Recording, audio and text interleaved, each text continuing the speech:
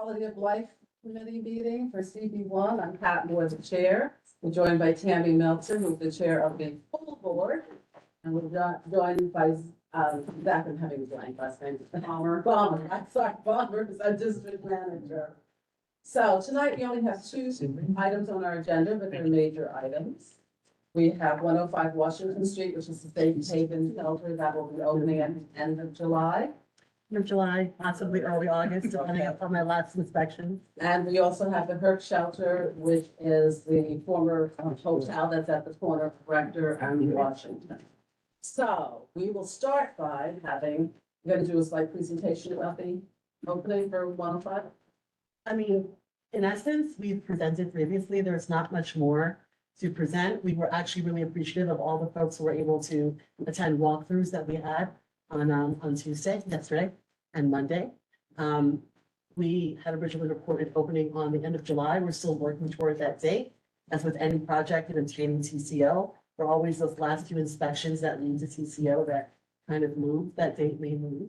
But that's what we're driving toward and that's what we expect. So we will. And I'm sorry, I'm going to go backwards. Introduce yourself. Tell everybody who you are and the team. I'm sorry. Sorry, no, that's, we should be used to doing that. I'm Daria Morgan. I'm the COO and General Counsel for Center for Urban Community Services, CUCS. I'm Brooke Venegas. I'm the Deputy Chief Program Officer for CUCS, and I work directly with the Program Director at Washington Street. Her name is Paula Regan. And I'm going to remind you that we just speak up a little bit because of your condition. The answer is speak louder with cool air, or you can whisper, but it'll be really hot. Got it. We'll do louder, yes.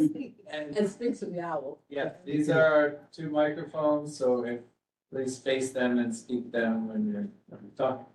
Rest of the team I'm sorry, where are the mics? I couldn't quite see them. on the table. Thank you. Good evening, Chris Gonzalez, Chief Strategy Officer at Department of Social Services. Good evening, everyone. Jamar Oaks, Deputy Commissioner for Intergovernmental Investigative Affairs with the Department of Social Services. Good evening, everyone. Tracy McCall, Manhattan Borough Director, Quinn Boys 1 through 6 with Intergo. And good evening, everyone. Marcia Horn, and Borough Director with Intego. Pleasure to be here. Listening Do one other introduction, introduce yourself. So I want to introduce the Program Director. Hi, everyone. I'm Paula Lately, the Program Director for Washington Street Safe Haven. Okay, so if we don't have a presentation, then what we'll do is we'll do questions and answers. Sure. And also, there was some question from Tammy about having an additional walkthrough with more people from the community. Yes, so we had actually done quite a bit of communication on walkthroughs and bringing folks in. We have one more walkthrough that we are putting together for Tuesday, July 22nd, in the morning. Can you repeat the time? 10 a.m. to 11:30 a.m. And that's on July 22nd. And how do people sign up for it? I think it's on, is it Monday or Tuesday? I think it's Tuesday. It's Tuesday the and we're 20th. working with the various stakeholder groups. Okay, so, but it's going to be open for members of the community to walk through, neighbors? Community board and the various stakeholders. We want to actually have a sense of the size because we're still doing punch list work and final work. So am I expecting 30 to 50 people? I'm not. Am I expecting more like 15 to 20 as the other walkthroughs have been?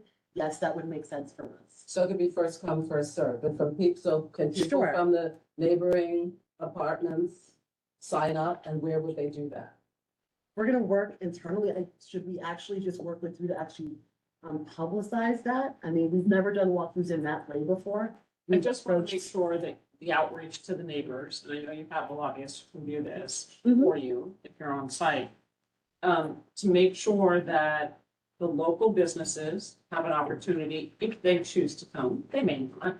And I have heard from the larger group from Clyde Eye West that many of them would like to have an opportunity to have more information, but we're potentially walking through. Could you take 30 of them? I'm sure not.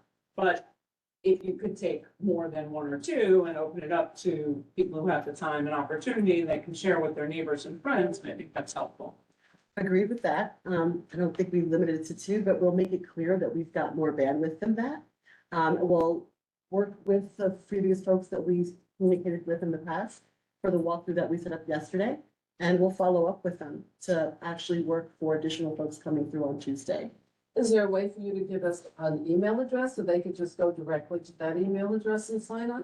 I'm gonna do that because once this hits you too, there could be 5,000. Oh, yeah, no. Yes, Who are so, not from the neighborhood, who are not from the And area that's- or. But other there, events. is that seat empty next to yes. you? So we'll, I can- we'll, we're working with our, sorry, working with, our team from Kasira. We'll follow up on the channels that we use and we'll expand it as well. Good, so everyone heard that? It's first come, first serve, okay? As a point of clarification, I've heard July 22nd and Tuesday the 23rd. Excuse It's me. actually, it's the Oh. 23rd. 23rd, excuse me. Okay, so before we continue, I would like to also thank our police officers from the first precinct, Captain Rosenthal. Would you please introduce yourself and all the officers that are with you? Absolutely. Good evening, I'm Captain Joel Rosenthal, I'm the commanding officer of the first precinct. I know I've recognized a lot of you from our community council meetings. I have Mike Rashwalski, my police officer from community affairs. Chris Alcantara is my lieutenant from special operations. My executive officer, second in command, is Captain Tim Wong. And special operations police officer Taylor Cannon. So definitely, this is obviously something we're a stakeholder and definitely want to be here for everybody, so. We recognize at least one person from yesterday's walkthrough and we had counterterrorism join us as well, so. Oh, good. Yep. That, and something I'd like to make clear to those of you that, Colleen might have spread the word, but so what's it called? It's across the street, it is the World Trade Center Command. command. Would So- you just tell them that? So it got brought to our attention at a community council meeting that the World Trade Center Command, people wanted to know if it was closing or staying open. It is staying open.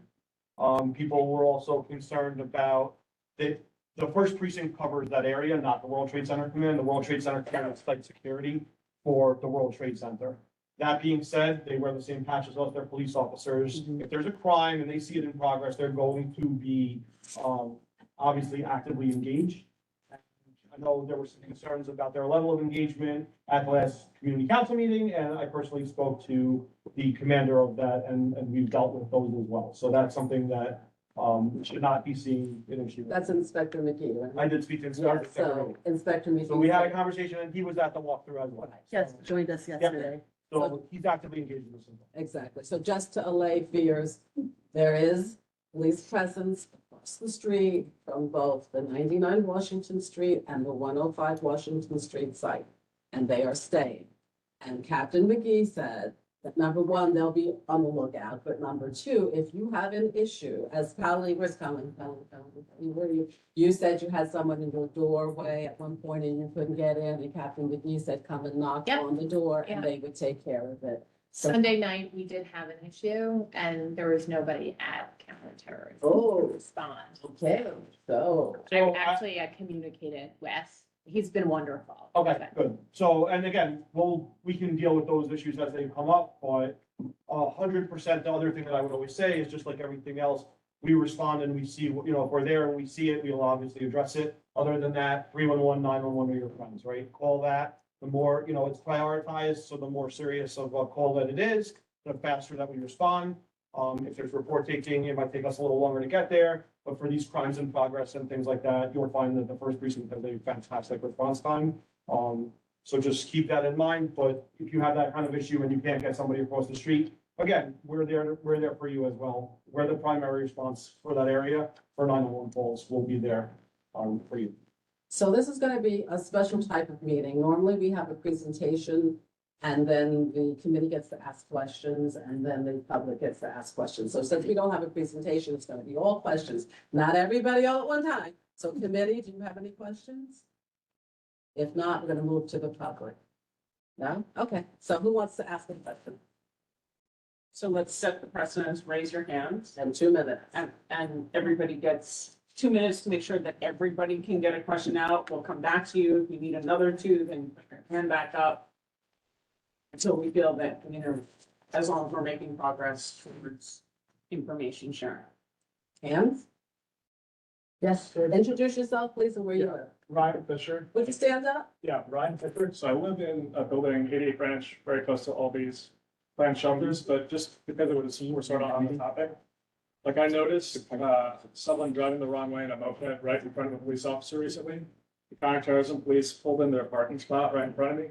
I reported it to them, not a date and time when it happened, but I just don't notice them really responding actually to neighborhood issues. Okay, so again, this is something that we recently spoke about, so this is something I think I would hope that you'll see a better response to. Okay. You know, I will also try to level set, there's, you know, depending on the circumstances, I don't think that officer is gonna go the wrong direction and chase somebody, because at some point it might be more dangerous for him to engage that way. Yeah, he actually pulled over, so it was pretty convenient. So, but he could also, there's also stuff that we never see. Yeah. So he might be radioing people, he might be calling additional units from a different area, he might be, so there's a lot of things that we don't necessarily know about that circumstance. But I will tell you, just from a safety standpoint, him turning around and going the wrong way, following a moped in a car on a busy street like Greenwich and things like that, might not be the best course of action for him to take. So my thought would probably be him calling that over the first precinct and saying, just so for your awareness, this is what he looked like, this is a plate if I saw it. And everybody else could be on the lookout for it, so that we could be, and that happens routinely, we got that over, things like that routine. I'd like to also say that we're lucky to have our officers, especially Captain Rosenthal with us tonight. Just in case for those online and for everybody in the room, we have a community council meeting. It's the third Thursday of every month. Are we often? We're all for August. back in August. July and August, right. So in September, if there are issues and questions, you can always come to, it's at 6 o'clock, it's at the precinct. You can always come to the precinct the third Thursday of every month and come to the council meeting. Okay, next question. Hands up. Hi. Hi, I'm Shelley Freeman. I live at 50 West Street. I guess I have maybe one question, maybe a second question, depending on the answer to the first question. So I'm going to ask them both. The first question is, we were here, I was virtual because I had COVID, the last meeting. We were here, and we made a bunch of suggestions and requests that would make us all feel better about this shelter opening, like having the curfew that was in the original documents where the shelter was proposed, a 10 p.m. curfew, for example, limiting sex offenders, having some rules around drugs, modifying the good neighbor policy. So my first question is, what changes, if any, have you made since you had a bunch of us here talking to you about our concerns? And then my second question is, if you haven't made those changes or any changes, what are the impediments and obstacles to making those changes? I'll talk about sex offenders first. I think our communication about sex offenders, which actually follows the law, has remained the same. We are going to comply with any residency restriction in force of effect, but we're not actually permitted to our knowledge, and there's not any sort of policy that permits us to enforce or create additional restrictions. So the policy for the admission of sex offenders is actually not a CUCF policy. It is a policy that comes from our city counterpart, our city oversight, and so we're going to comply with it. With respect to the good neighbor policy, I think the actual request was for the actual good neighbor policy to apply to an expanded area. And I think that's at least what we were actually given in an email. So I think that's what came across. We looked at that and Someone's trying to get in. Okay. So we looked at that, and the good neighbor policy, of course, applies to a person. But in terms of being able to modify it, we talk about the community, we talk about where folks need to be. But in terms of modifying it to an expanded area, we just didn't see how that would be anything that we could enforce. The way that we enforce the good neighbor policy is actually working with our client and actually having communication with all of you to actually see what's happening where we were. I think one of the most positive things that occurred in yesterday's walkthrough with Captain McGee is a conversation about coordination. So they have work that they do with a joint group that's public and private, where they're coordinating security, property managers are talking, things like that. We want to do the same things. And actually, we were talking about how to join their group and how they have their either weekly or bi-weekly call so that they can actually respond and share resources. We've seen this happen in other sites where you're opening up and people may say, hey, I see your clients here, there, and over this side. And we find out it's not our clients, it's so-and-so's feeding program, or so-and-so this. Or sometimes it is our client who needs to actually address them. So that's actually a helpful, I think, set of practices, and that would be a helpful work for us. Curfew, thank you, the curfew. We do have 10 PM quiet hours. It applies to dorms, it applies to any of the outdoor spaces we have. But having a curfew where people have to be inside the site or in their residence or their bed by 10 PM is definitely something that doesn't work well for the Safe Haven model. So we haven't changed that. And I can have Brooke speak more to that. Yeah, so, in order to get individuals to come in off the street who are Just like a experiencing, little out. yeah, sorry, who are, street homeless, like a lot of the barriers to coming indoors are the way that shelters are designed. So the Safe Haven model is designed to eliminate those. So that is having smaller sites, it's having, no curfew, and then having all the services like on site. So it doesn't mean that all the clients will be outside after that time, like if clients are in the building and they are, if they need to smoke a cigarette, we're having space for them indoors, like, well, there is an outdoor area for them to smoke, so people won't be going outside. And in our experience, clients are already in the building and there, if they're returning back from work or if they are, staying out at someone else's home, then they're returning the next day. It's not common that we're having, a lot of people returning in the middle of the night or anything like that. I want to add that they do actually let us know if they're out for extended times. I mean, generally speaking, clients actually, they acculturate, they get used to actually being in the Safe Haven space. It is a really welcoming space, and I hope that when more of you walk through it, you can actually see why. There's a level of calm, there's a level of privacy, there's a level of stability that's actually part of the environment. The reason why I just bring it up is because there are clients who know that if they're out for too many nights, if we're not seeing them, if they're not coming back, they might lose, in fact, the bed, they might lose the unit, because of course, there's always more, unfortunately, right now in our city, there's more demand and less supply. So clients are usually, we don't have a problem with people coming back or coming back in. They actually want to continue to claim their bed and claim their unit. I'm gonna interrupt. We have some committee members that have, did that kind of answer your question? Yeah. Okay, we can circle back. Okay, Brendan? One thing I'll add about the curfew, I actually think that it's encouraging somewhat because, I mean, if we really think about it, the people that are coming off the streets and going to these shelters, the type of jobs they often get, like, forces them to be out late. Sometimes they're working an overnight shift, sometimes they're working at a bar because of their, background, those are the type of jobs that they can get. So if they had that really early curfew, that might, one, as she already said, impede them from coming to the shelter. And then two, our goal here is to get these people to be contributing members of the community. We want them to get jobs, that sort of thing. And so I don't want to block that. Can I just, No, we'll come back, we'll circle back to Mary Alma. So agreeing with Brendan and understanding that there is a curfew and why. I just wanted clarification on the response that you gave sounded like you were talking to, with regards to people leaving the facility, maybe to smoke or whatever. But is there, because there is no curfew, potential for people to be entering at, 3 a.m. or whatever? Should that be expected?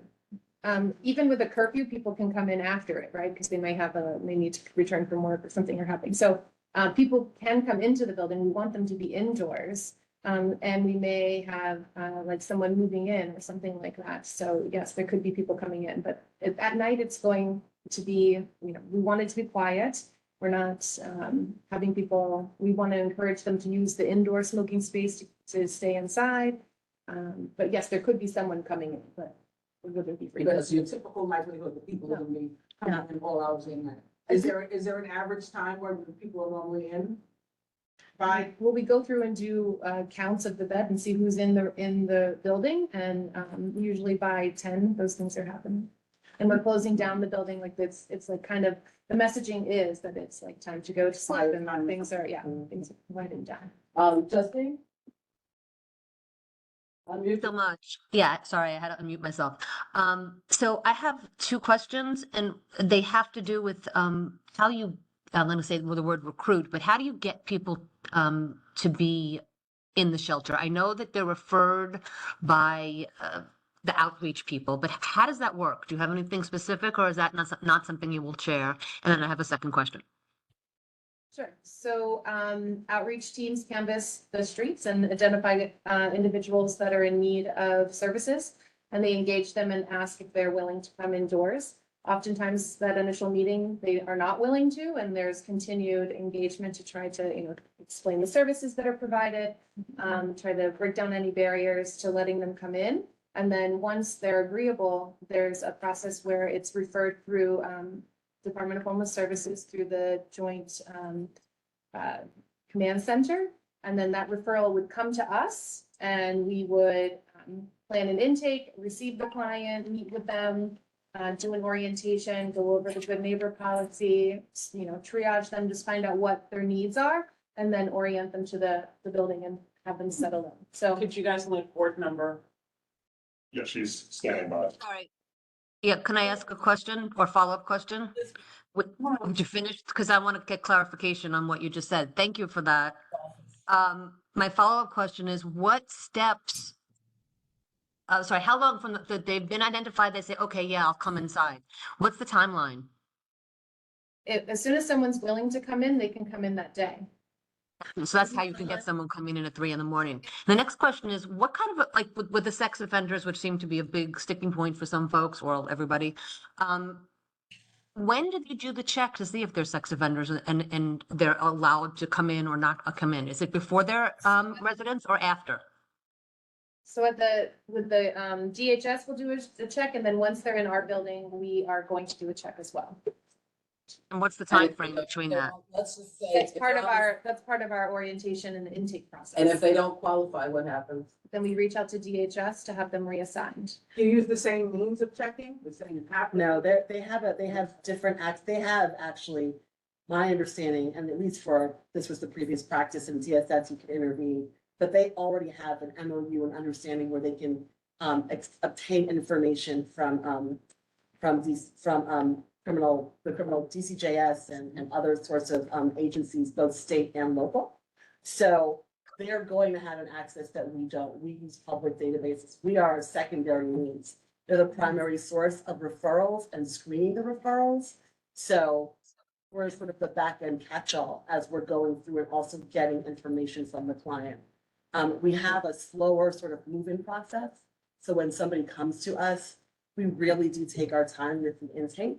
We're getting information from them, we're having conversation. The triage process also involves like medical history and medical process as well, just to kind of get a sense of where they are. If you've walked through, you've probably seen like the 3 medical suites that we have on site. So it's a comprehensive process. And so the goal is that at all of those checkpoints, you're really learning about a program. And then you're developing your service plan, your direct care around what you're learning and their needs. So theoretically, at the intake site, right, they do the check after they take whatever information. If they find the person does not belong in the system, in the safe haven, what happens then? If they On the street, do they? Well, I mean, if the city finds the person doesn't belong in the safe haven, my understanding is the city's gonna find them an appropriate placement. They would Right. be referred to us. I can't, and this is where Chris would come in. What was the question? Within the day, I think the question was how quickly, I mean, the city has its own intake. I'm sorry. Did you introduce yourself? I did. Okay, sorry. Do it again. Very good. During the process of the application, they find a person is a sex offender, does have restrictions, doesn't belong in the safe haven. What happens then? So, and again, as Daria was describing, intake is a myriad of questions, right? And one of them is, one series is, whether the client needs to register as a sex offender or is registered as a sex offender. If it is found that they do have the restrictions and they are still seeking housing, then we will find alternative placement for them. So if they're not seeking housing, they're released into the school? You can't keep anybody that doesn't want to be treated. Okay, I'm gonna move on. There was somebody over here and then You. would you introduce yourself, please? Yes, hi, I'm Bonnie Shotland. I live at 33 Vector Street.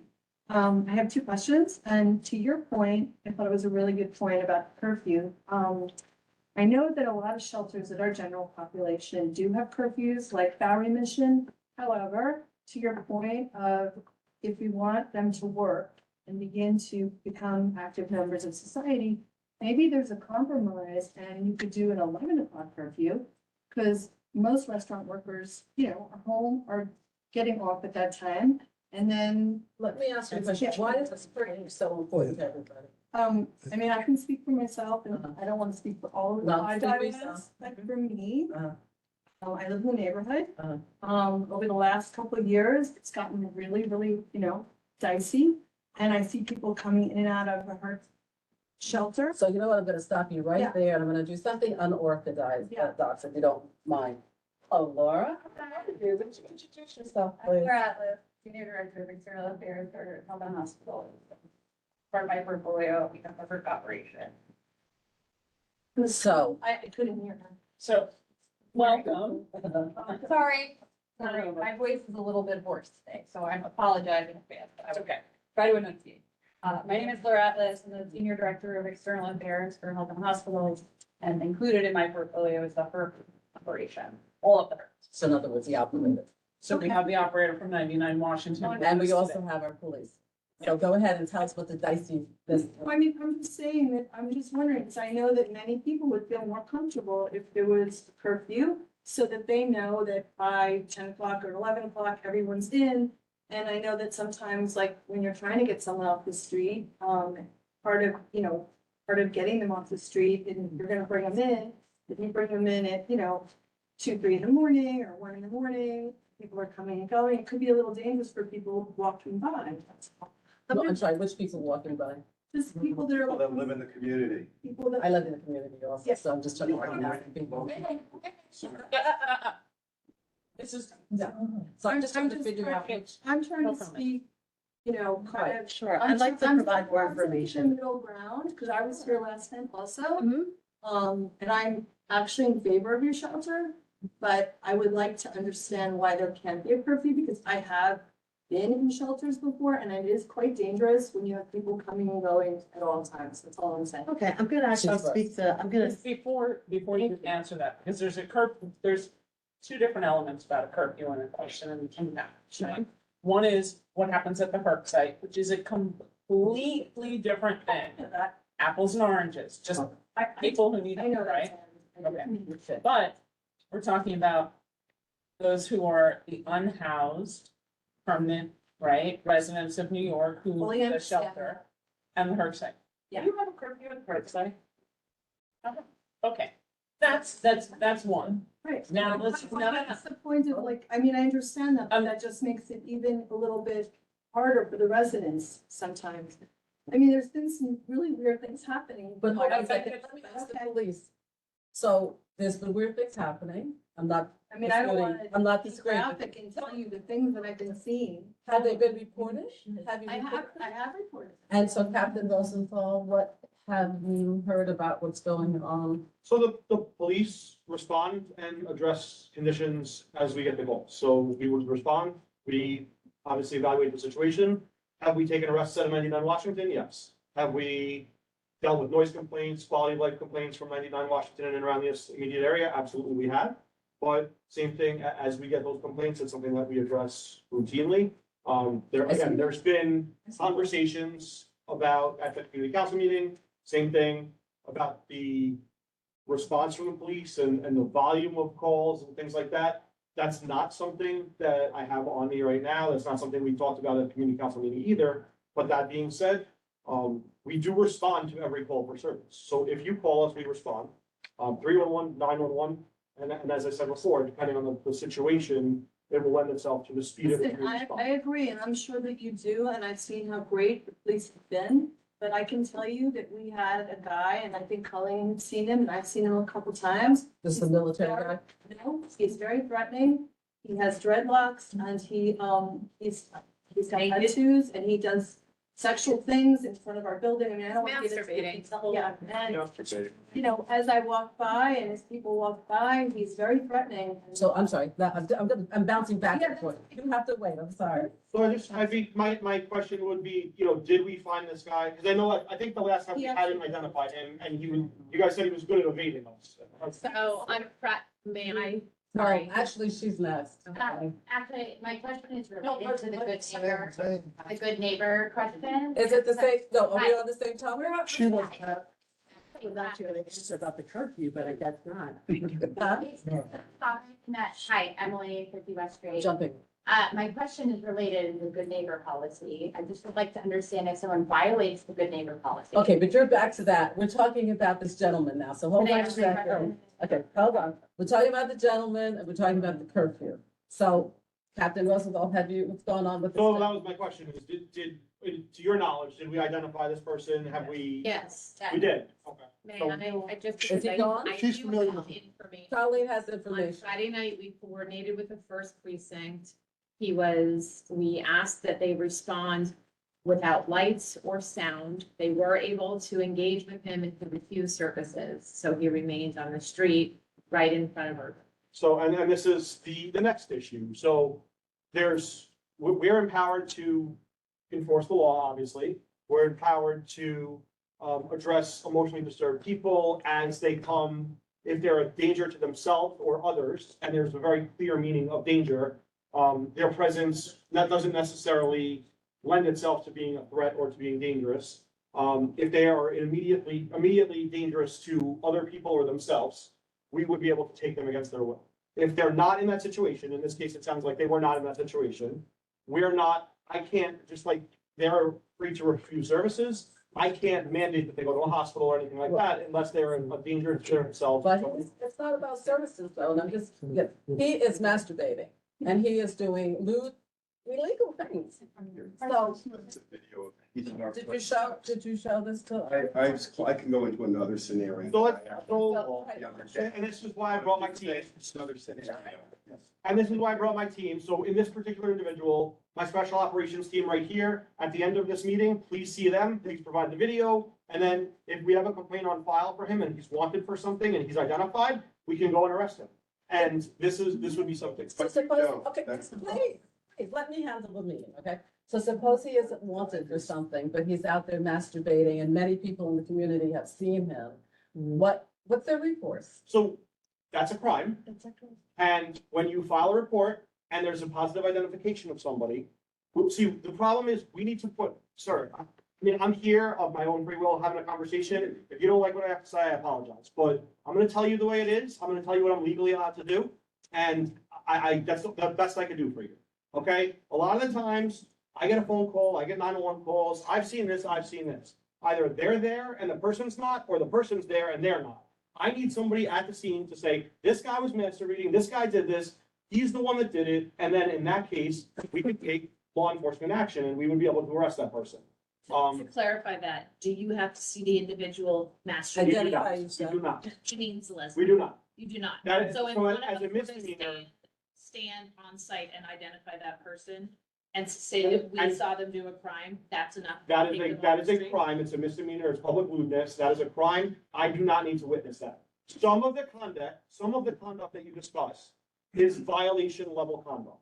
Violation level conduct, I need to, or my law enforcement team needs to personally observe in order to take police action for. So there's two separate things. That type of thing, we are able to make an arrest, a summary arrest based on that. Now, we're going to ask, are you willing to go through the court system? Are you willing to talk to the DA? Or, because we need complainants for this stuff. If that is the case, and people are willing, we would be able to make an arrest in that situation. Captain Roosevelt, so are people willing? Yes? Yeah. So now, what I would say is, let's talk with my special operations team after this. Now that we have the guy's identity, we've dealt with this, we know who the guy is, we'll go and we'll pick him up. Is he out there all the time? Yes. Every day? Yes. So I will say- And I have one more thing to say about it. There's video. I know you're not gonna like this, but this is a desk appearance ticket and a non-bail eligible offense. So he will be out within 2 hours. That's the reality. Again, I'm telling you the way it is. If he does it again, we can rearrest him, Okay. and at that point, Can I just make I want to make a point because the question was really started at the curfew. Yes. And I want to make a clear distinction that we are talking about someone Who is not. who is not part of the shelter. And I was gonna make that distinction. Yes, I was gonna make that I don't think they were distinction. accusing you on this. Hold on a second, let Captain Rosenthal finish. but that's, in the end, once we have him under arrest, he gets out. If it is the second time, once he has an open case, at that point, we could make an argument to the DA that we put him through the system. But like, very, very likely, he will be released on global cognizance based on, and I'm just, again, I'm trying to tell it like it is, but we can go there and address it, and obviously, when you call us, we will. And I've said this at the community council meeting, and I'll say it again. Everybody here has contact with me, my lieutenants, my supervisors. If there's a problem and somebody's not doing what they're supposed to do, bring that to our attention, and I will make sure it's taken care of. And those of you who deal with me every day know that I'm very serious about it. I live in this community. I want this community cleaned up. I want to make sure the quality of life is improved for everyone. Exactly. I'm sorry, Marianne, 1 second. You've already asked the I question, didn't but ask if it's, I didn't ask. is it still No, about? it's not about the guy. It's not about the guy. Okay, so hold on until we get back. Just hold on. Go ahead, Marianne. So when you arrest him that second time and you put him through the system, do you have any ability, authority to recommend to the DA that he goes to the system, but maybe not to Rikers, maybe to some sort of mental facility, because obviously something's wrong? Yes, so we do. We do, and I do that frequently. Okay. But there's a lot of layers to holding somebody in jail. So I can recommend it. I talk to the DA, they can recommend it, and then they talk to a DA, or they talk to a judge, and the judge doesn't have it. Or I talk to the DA and the DA says, you know what, he needs mental health services, let's put him in a program. But then a program, he has to show up, he has to stay in, if he doesn't stay in it, that winds up, he's gonna be out on the street again. So it's, yes, I can go put handcuffs on him right now, tell me where he is. But I would love to figure out a better way to solve this problem than just trying to arrest our way out of something that we have no business arresting our way out of. It's just not gonna work. Okay, so, all right, now we're gonna circle back. I have a quick question. Just Wait, is it about this? Yeah, this gentleman? where's the location that that's in? Do you need to know that? I know, because I'm in the community. Okay. Okay, I'm sorry. all right. My question is. Now, let's let this. I understand. Somebody he will doesn't live there, so let's leave him alone. But my question is, what is your good neighbor policy when someone violates it? Like if they were behaving like this man, for example. Well, this What one do has nothing to do. Well, no, I'm just saying. All right, don't we, as conflate good the neighbor, two what is the neighbor policy? And if we report it to you, what happens? And how do we know that you're being, like, it's being held accountable and that it's getting to the officer? Can I interrupt you for a second? How would you know that that person came from the safe haven shelter? I don't know. I'm just saying, if we, That's if we part of say, the issue. so, but what are we gonna do? So I wanna actually speak to. You live here? All right, get the answer. Get the answer. I actually, this is where actually some of the coordination and the constant communication is really important. Because it's not like this is the first shelter we've owned or operated and managed, right? And so the good neighbor policy, we actually provided to this group. I believe that you actually posted. It was.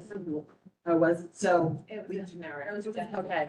Then we sent the revised one. We will recirculate it. But in essence, there's a policy that tells our clients that they are part of the community. They are staying here until they find permanent housing. They are a resident. And it tells them that, to be respectful of the neighborhood, that we don't want them loitering. We don't want them glittering. We don't want them to do all sorts of other things that actually reflect poorly on themselves, make them a problem for the community, and reflect poorly on the family. How we enforce, let me then finish my answer, thank you. How we then enforce the policy is that we continue to work with our clients. If we get complaints about folks, and how they're responding in the community, we will discuss them with you. We investigate all the complaints that we get. We also look at the client. We also figure out, in fact, is this our client? If this is our client and they're engaged in repeated conduct where they're not abiding by the policy or facility rules, we will work with THS to have that person removed and placed in a different location, facility, or type of environment. So that's how we actually do that. I do want to go back. There was a question about curfew. before the rest of the Yeah, season. yeah. And I understand why it had to. I think what I hear is that somehow a curfew is actually going to be something that keeps people in the facility by a certain time. Before joining CUCS, I served as Deputy General Counsel for DHS for over 14 years. I can promise you that it is not curfews that actually bring people in by a certain time. It is need and it is program. What a curfew does, as Brooke pointed out, is that if you're in a general population shelter and you miss your curfew, depending upon whether or not your bed is available, you can still come back, right? So I can possibly come back at 12 or 1 if my bed is still available. If it's not, I have to go back to a centralized intake system, figure out, right? So the curfew is not going to stop someone from coming in late. To Brooke's point, it is programmed. And since these people, these neighbors were on the street and they're still really acculturating, really kind of learning to actually come back and live inside, actually trying to take their bed away because they may not be back by quiet hours time is actually counterproductive. So when we say that folks actually don't actually miss quote unquote coming in at the typical evening hour, we know in our evening rushes because we're actually counting beds. Part of what we're doing is making sure that we actually have a full count, trying to figure out where people are. And if we don't, and if we're not seeing someone, to re-engage outreach and say, hey, has this person just decided that they can't stay? What's going on? That's part of our process as well. Because we don't want them back on the street. And then if in fact there is a vacancy, to be able to report that back, because if there's an opening, then somebody else should have that bed. We don't want to park beds. We don't want to see our clients back on the street either. But I will say again, it is program that actually has people coming in. It is the care. And it is just literally the day-to-day, multiple times throughout the day, contact, follow-up.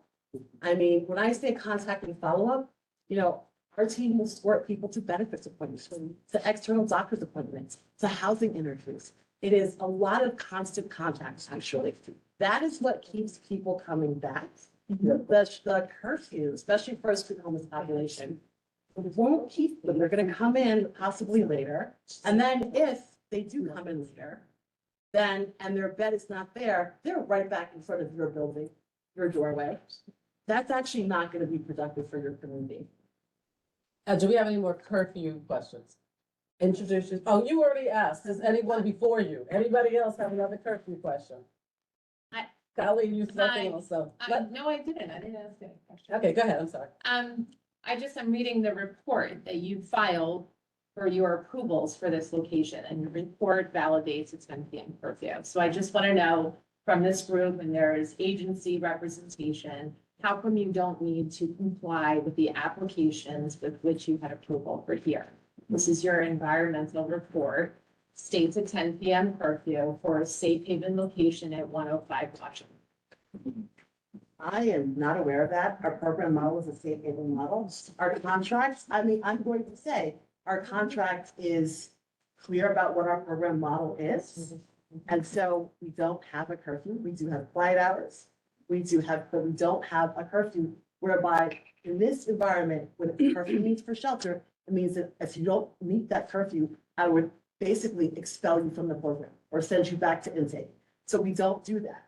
Right, I have no doubt for the. Sorry, Colleen, where's that contract from? This is from the EAS filing that happens where CUCS submits it to the city for this program to be approved at this location. This is something you're aware of, Chris? I've asked this question. Yes. So, I mean, here's what I'll say about that. Yes, I understand, this project's been around for a very long time. And these projects evolve as policy. And so what happens is, the agency, through our provider partners, through the years, because I think that document is from back in 2016. No. The EAS was. All right, no laughing, please. It's not funny. It's not, it's from March of 2021, right before construction started for this facility. Okay, be that as it may, that's still 3 years ago. And things have changed, policies have changed, because we think that they actually work better to address the needs of the community and the needs of the clients. And so I get that you're reading this off, but the safe haven model works best when there are no curfew limitations. Oh, let me just ask a question. Shoot, you haven't been recognized. Let me run the meeting, please. I'll ask you to leave. So let me ask you a question. So if things have changed and it's been updated, why is it not online? That's a great question. I do not know why it's not online, but I do know that the current policy is what the area has been reciting. And so, and why hasn't this been removed if it's not current and it's not accurate? So I will look into that. Because it's the FEIS, right? And Yeah. that's a statement document in time. It cannot be, once it's filed and noted, reviewed and approved, it's part of processing. So it wouldn't get removed and updated and put back through as part of the evolution of the system. And it's, so then how would we find out the updated information if that's no longer? Let me- Sorry. So how would we find out the updated, or how would they find out the updated information if that is not accurate? Through forums like this. Let me run the meeting, please. So I don't understand though, if this is online, if this has been online for 3 years, why is it updated information? I don't mean to put, I am putting you on the spot. Why is updated information not in the system? There is, and forgive me, I don't know exactly what is public online, but there is a agreed upon, remember, we work with state OTDA to basically, who oversees all of our operations. Anything that we do and any policy change that we make in terms of how we are operating the safe haven model has to go to them, it has to be approved through them. So if there is a document, there probably is somewhere, then that outlines the safe haven model. I'll talk to folks internally. Okay, because they need to know, because they're accessing information that isn't accurate, number one, and is outdated. And they need to be able to accurately assess by having current information. So you promise you're gonna get back to us with the updated information. Okay, Colleen, what else did you I want was to gonna say? say, may I point out what else is inaccurate, so we can get clarity here? This shelter was cited for singles, couples, and pets.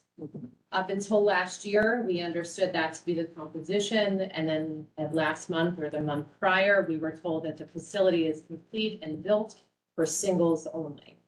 Again, not what the applications say, not what the community was communicated, and everybody's saying we had notice. But if the composition changes, if if all the rules change just because you sent something 4 years ago, it doesn't actually qualify as notice. Right.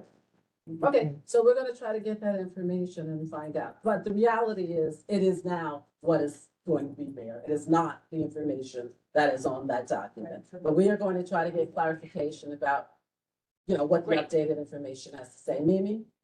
Is there a record of change justification that we would also have access to? So What do you like, mean? all of the differences between what we were told previously and what actually is happening. Someone thought about it, someone probably wrote it down, made a presentation and decided to change the layout of the building or what have you. Is there a record of the justification for those changes? I think I want to speak to that. And I understand because the presentation about what the composition was definitely predates me in this role. And I know the EAS predates me as well. I will say with respect to justification, I think that definitely there could have been a better job. There should have been a better job on communication. Because for a site to have adult couples and singles, that's not the regulatory framework. As Chris pointed out, all of our shelters are licensed by the state. The state has a regulatory framework. Populations go within a certain regulatory framework. Families with children go in this box, single adults go here. Adult families are strictly New York City actual creation.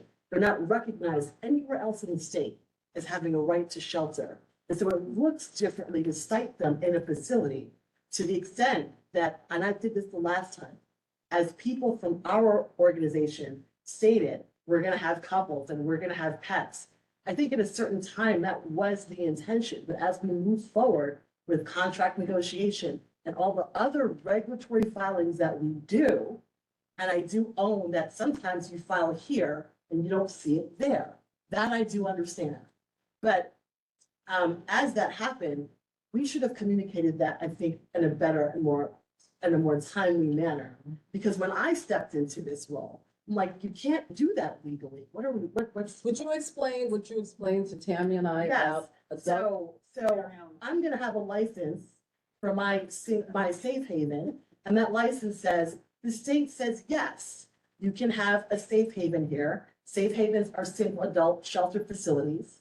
And so that means that people can't cohabit in the same unit, right? I can't put children with adults in that unit. I can't put couples who are cohabiting in that unit, things like that. So. And I'm sorry, I'm gonna interrupt you. I'm sorry, I'm gonna keep interrupting you, but we were told 5 years ago it was a safe haven. So that has not changed. We were told it was a safe haven. What we were not made to understand are the regulations about what a safe haven is. That's where we got missing. And I really do, I mean, I wasn't there, but I apologize for that. Because for me, this is I basically applied to the state for an operating certificate. That operating certificate specifies the type of population. There are no operating certificates, to my knowledge, that have mixed populations. In fact, the state will tell you, we don't want that. It's population A has this license, population B has this license, population C has this license. That adult family's population isn't even in a regulatory framework with a license because it only exists in our city. We're the only jurisdiction that says, no, we should shelter people like this as families. So again, I just do formally, I really sincerely apologize because having a safe haven that has mixed populations cannot do that. With respect to the licensing, you've got to have these populations that match the regulatory framework. I don't know that the EAS said we were going to have mixed populations. And I will have to go back and look at the actual EAS itself. But it is in fact single adults. My contract is for single adults. My operating license is for single adults. And so that is why when I have took over the position and begun engaging you, I mean, if I was just being fully transparent, like this is the framework within which I work. I want you to understand why we're doing what we're doing. And I can tell you more about how that works. And again, I do apologize. And would you please explain to everyone that you have, so males are on one floor and females are. Yes, there are gender divides between, so there's a key card system. I see you. There's a key card system. There are genders divided between floors. So we have 3 residential floors. 1 floor will be for women and the other 2 residential floors will be for men. And so we also have both security and clinical staff who are moving throughout the facility. So we are aware of people who are being really cautious about the fact that like, hi, sir, no, you can't be on this floor. Would you also, you told us that they have key cards and so they can't. Yes. So if your key card is for, if it's me and I'm trying to get to the 4th floor, my key card's not gonna allow me to do so. And we've got staff and folks moving around. So if I think I've got a friend who will let me up and in there. We're gonna find out about it. And if those are repeated violations and they cause problems in the community internally or externally, then we're gonna have to deal with that client. And either they're gonna change their behavior or they in fact will not be with us. We hope they would change their behavior because that's what we do best. But if in the end, we can't get someone to change behavior, then we then have to take action. And can I stop you now and just have Francis ask her question? Just getting back to the issue of curfew. Once they have to come inside, what do they come into? Go to sleep or is there a program? Do they have programs once if I have to be in at 10 o'clock, I come in and look at my 4 walls or can I watch television? We have. Can I play cards? Can I have, Space, do you have structured activities for them to do? Yeah, so one, there's a program during the day, if they are not employed. We still have structured programs during the day on site. And they're also actually working with our staff to actually obtain benefits, to obtain all the things that they need to move into housing. When they're coming in, we do have quiet hours. But if someone is not, they come in 10 or 10:30 and they're not ready to kind of go to bed, we still have lounges. We have lounges on residential floors. We also, our dining hall is still open in the evenings. There are screens and monitors in our dining hall as well. So there's a lot of space. When you see this building, you see that actually every space, but are there activities? there are activities that we don't, we do, but we don't have them out. I thought you're, step back. Yeah. We do have activities, and I'm gonna repeat, because yes, we do have activities, but at 10 o'clock at night, I think the question was, what do they come into at 10 o'clock at night? Right. So let me answer that first. We don't normally have planned activities at 10 o'clock at night. However, because we do have quiet hours, and around those late evening hours, we have people actually getting ready to go to bed. If they are not sleeping, there's still other spaces for them to be. During the day, there are activities in addition to all of the care that should help them obtain housing, that should help stabilize them. So I'm gonna turn back to. So this gentleman had a question. And then you're next. My name is Pat Tomaso. I'm at 33 Rex Street. And I obviously rethink the curfew. Because right now we have an issue with the Holiday Inn. People just gather all over the place.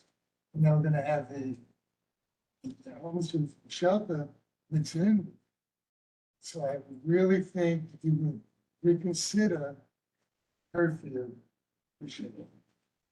Did you have a question? Brenda? Yeah, I did. I was curious how long. He asked the question. He asked the question. He didn't answer yet. Oh, sorry, but he actually had his. No, I missed that. So just, hold on, let's answer. Okay, so gentlemen. You've made a request. I heard the request was, we really want you to reconsider the curfew. We really have a different model. We will definitely consider it. I will also remind you all that we do have a community advisory board process, that there are gonna be representatives from this community board, your elected officials, your tenant associations.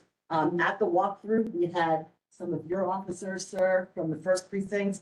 We also had terrorism there. That is a working group to really address what's actually happening with respect to the impact of our clients. Again, that's where we actually start to see, okay, so what's the impact? Is it our folks? Is it other folks? Are they mixing? What does that look like? Not necessarily. I want to ask, who's by mixing in? Yeah, Who's by mixing in? No, we have the homeless people in the But how are they They're mixing all in? gathered in the same place. But they're not. They're I just want inside. to make one point too, like, Thing in the nighttime, during the day, we're all gonna, look, we have 50 floors of migrants. That's a lot of people. They're gonna have the shelter be. Yeah, I do want to. All right, please let him. so loitering even for during the day is something that we want to address with our clients. So we're asking them to move along, go where they're going, come back inside. So that would pass on into the evening as well. Yeah, and we also do, we've got limited exterior, perimeter. We're actually making sure that people aren't in front of our door and in front of our neighbors to the left, to the right, and across the street. I can't speak to, I feel like at times we're getting lots of. I want to stop you for a second because I do want to address this fact that everybody's conflating these two different facilities. So Laura, right? Hello. It's two different facilities. Okay, one is very structured activities and people who are engaged. And the other are people who are living there, who just like we live there, they can't really stop them from going and coming. But if there is something that is illegal, we can reach out, and not only to the first precinct, but also to the facility that's directly across the street on Washington. So let's not conflate these two facilities. There's two different things going on. So they're not mixing in. But I understand what you mean. There'll be more people in the community, but they're not mixing. I want to say that, to sort of say that it's the same issue would, seems like the premise would be that our clients are the same. And I don't think that that's the case. But I also want to say this, that we have a CAB process. And as I discussed at the very beginning of the meeting, it involves lots of. Tell them what that means. The community advisory board process. And who's going to be on it? And so the community advisory board process has community stakeholders, your tenant associations, neighborhood groups, various members of the first precinct, also counterterrorism. It has community board, your actual community board leadership has seats on it. Our Your council our council members, your elected officials that represent this area. Max, are you So here? part of having, I guess, part of having our facility there, and I don't know what this other model does, but our facility means that this is not the beginning of our interaction. We're gonna see each other a bit more often at our CAB. You asked us to reconsider the curfew. I want to say that we will reconsider it. We will look at it. We haven't yet opened. We have a model that we adhere to because we know that that's what worked. It's been really effective. But I also can say that depending upon what we're seeing and how we work in the CAB, if there's a change we need to make, we make those changes, right?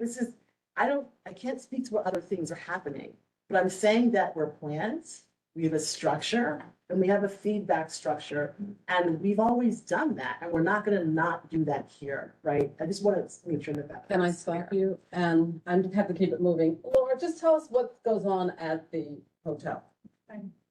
So thank you, everybody, and thank you to everyone who attended the walkthrough that we had done last week. I know a lot of folks from BD were there and from around the room, where we talked about some of these issues and walked. Stand up and speak up. We walked through, we sort of took a look at things, made suggestions, started conversations. So Hilton Hospitals run sort of two parts of the city's response to the asylum seeker influx. We run the arrival center at the Roosevelt Hotel. It's a 24/7 intake center. It's completely separate from DHS's intake center. People come, typically they're coming through a chartered bus, sometimes a chartered plane now, or they are making their way up to New York City, understanding that they will have access to resources here while they figure out what step is next. So people come to the Roosevelt. At the Roosevelt, we go through a pretty extensive intake process that includes a medical screening, depression screening, and then sort of understanding what the composition of the household is and what the needs are. So for 99 Washington, the site previously was for single adult women and adult families. We switched that population last year when we started to see even more people coming in. We were averaging something like 600 or 700 new people coming into the Roosevelt every day. We desperately needed family with children space. So we took all of the hotels where singles were and adult families were, and we moved them into congregate settings. And then we converted all of the hotel-based shelter and perks into families with children sites, understanding that that's a more appropriate setting for them. So the site is now families with children on site. Again, when people go through intake, we're trying to get as much information up front as we can to understand what their needs are and what they may need to continue moving through their process. We don't think people want to stop at 99 Washington and say, okay, my journey is over. We believe, and we have conversations every day with people coming in that confirm this, that people really do want to figure out how to resettle, whether it's in New York City, whether it's in Detroit, whether it's in Hawaii, that's sort of up to them. But the desire, the strong desire, is to leave the city's care and to be able to be on their own. So when people come in, initially, again, medical screenings, we try to enroll people in Medicaid as quickly as we can if they're eligible. The public hospital system. It's very important to us that people get the medical care they need. We really look at this as a public health response. Most, if not every single person who's coming into the Roosevelt Hotel has not had any medical care in a very long time. And so really our first order of business is understanding that. Do you have a chronic illness?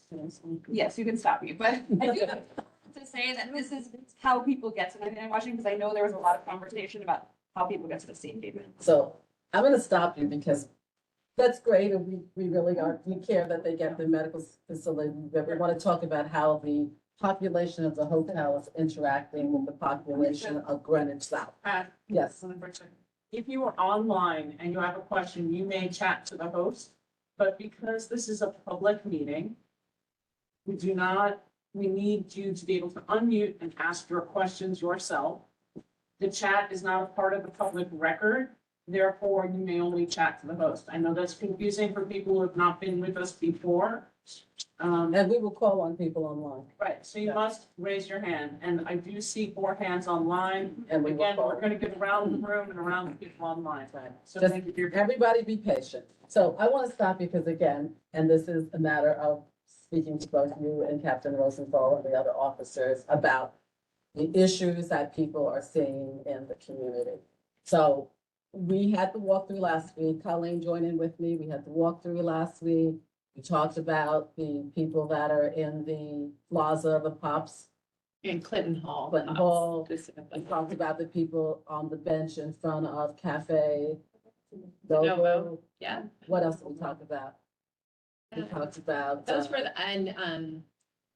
the one, I guess it's the downtown stop on Greenwich and Rector. The train station. The train station The that's number on one the train map station. and, Right. decline there. So I guess I need both you and Captain Rosenthal to kind of address the quality of life issues that people are seeing because of residents. I mean, and we are making assumptions that it is residents at the hotel, some of those. Also, I want you to tell people that what you said to me, that the population changes at the hotel. So we're not seeing the same people are not living. How long does an average stay? An average, well, so when families and children come into the site, within the first few days that they're there, they're given what's called a 60-day notice. That's the notice by which they will have to determine if they're going to continue to stay in the city's care, go back to the Roosevelt and be reassigned to another site, or if they're going to move on. A good amount of people say, I don't know why I'm here. Somebody put me on a bus. I'm actually trying to go to Detroit. So we will help them get reticketed. We have social workers and caseworkers. We have the Cherokee Nation is actually one of our contractors who is on site having conversations every day with families and children, with single adults, depending on what site we're in, trying to talk about what the next step is for a household and how they're going to reach that next step. So that's built into the program. Just clarify for us, families, so in this hotel at 99 Washington Street are families with children. How old are the children? Any child under 18 is under 18. Yeah. Okay, so they may have a household where there's a 6-year-old and an 18-year-old, and parents, but the children are all going to be below the age, and most of them are, young school-age children or below school age. So many of those children are attending our school. We also may have people who are pregnant, expecting a child. That will also allow you to be in the families and children joint. And so a lot of those children are attending our school. Absolutely. At So we have a DOE on site to do enrollment every day, or almost every day. As families are coming in, the first thing you want to do is get kids enrolled in school. So we're going to do everything that we can to be a part of that process, to make sure they're going to school. We also have students, yes. I'm gonna cut you off here, and I apologize, because you're part of the whole discussion, but we know you're here. Community is very, very hyper aware of the contract and the hotel and the location. Our schools serve a lot of the migrant families. We have great resources to support the families. I think the issue is not supporting the children in schools and things like that. But what you're hearing of the quality of life concerns with the hanging out outside Clinton Hall, which is the Pops, right there on the corner, the conversation back with Captain Rosenthal, and some of the commentary that you hear in the room is the community is struggling with the opening of the shelter because we have noise and quality of life issues and bicycles attached to scaffolding, things that are related back to the work site. And they're the That are allegedly. But what we're also hearing is both of you are going to be in our neighborhood. We need the Herc site potentially to be a more aware neighbor in management of the population inside, because that population is one population. We don't know what the population of our shelter is going to do. We hope it supports the people on the street, gets them off the street and gets them into a comfortable housing and a better start in life. But what we need is cross communications. Captain Rosenthal has come and said that he and the counterterrorism crew from World Trade are really going to be working in partnerships. We're partnering with CUCS and DHS for the opening of this shelter. The community is just, if I understand correctly, needing a little bit more partnership. So not everybody's at each other. We are let me interrupt you for a second. So we did discuss having some sort, because I had said that people who are in the shelter or in the hotel, if they don't know what the rules are, if they don't know what rules they are breaking, then, you know, we can't hold them accountable if they don't know. So it is now your responsibility, and you said you would do. We do a lot of education, again, with a population that's turning over every 60 days, and it's not everybody all together. It's all different people coming in and all different people cycling out. There's a challenge there, right? When a population is stable, you can really sit down and drill down and work on these things in a way that's more efficient. For us, we're focused on what is happening in the immediate hotel, right? So issues we've heard coming from the hotel, about the hotel, we are trying to drill down on those as much as possible. We are trying to direct people to use the park space, to go to the various green spaces around, to try to mitigate the crowding or the loitering. However, and if people are immediately outside of our site, we can ask them to keep moving. However, as people are not in custody. So as soon as they are sort of off of the premises, then that is where, you know, we look to NYPD to sort of help us figure out what is the appropriate response and how to work with folks. But you also said, as the 105 shelter has a good neighbor policy, you were going to start having some communication with people as they came in to explain to them what. We communicate all the time with the folks coming in, and we repeat everything. We have signs up all over about e-bikes, about the rules of the road. So we know that the families don't change every 60 days because they're enrolled in our local school. There was a I know that there was a large group that got pulled out of the schools and sent to another state. At some point, we have heard all of the conversations from our school constituency. So, I mean, we're very proud to be able to have a school system that supports the kids who need an education and to learn and everything else. Understand if it's your migrant population, meaning people changing every 60 days, then yes, we would ask that you do a better, more robust policy for information giving and gathering, and that if we can move on to the next topic, then we can let CUCS go through their conversation, because right now, we do have both homeless on our streets and migrants on our streets at night. And in an ideal world, our homeless individuals and citizens find shelter inside 105, and that becomes a better thing. We'd also like the migrant families to be more considerate of the neighborhood. Be better, that's just. Well, I just want to say, on that point, I think we're painting a very broad brush for a large site. There's a lot of people living there, as you guys know. Most people have children, are waking up early, putting the kids in school, putting the kids in camp, going to work, going through their day. I think we're really talking about a small group of people who may live in 99 Street. And so I do want to be very thoughtful on that point, because I feel I've been to many of these meetings, in many different places. It's very easy to start pointing and saying, oh, this person must live here and they must be doing this. So, the more specific we can be, the more we can actually try to resolve. Again, if you can point out who people are. So tell us, you have 99 security people in the. 60. I'm sorry, 60 security, 99 cameras, 60 security people in the facility. Do they go outside of the front doors? So their scope is they do they do badge in and badge out, right? Everybody has a badge. That's how they're gonna get in and out of the hotel. They help with that process. They're in the front, they're in the lobby, they're in the common spaces.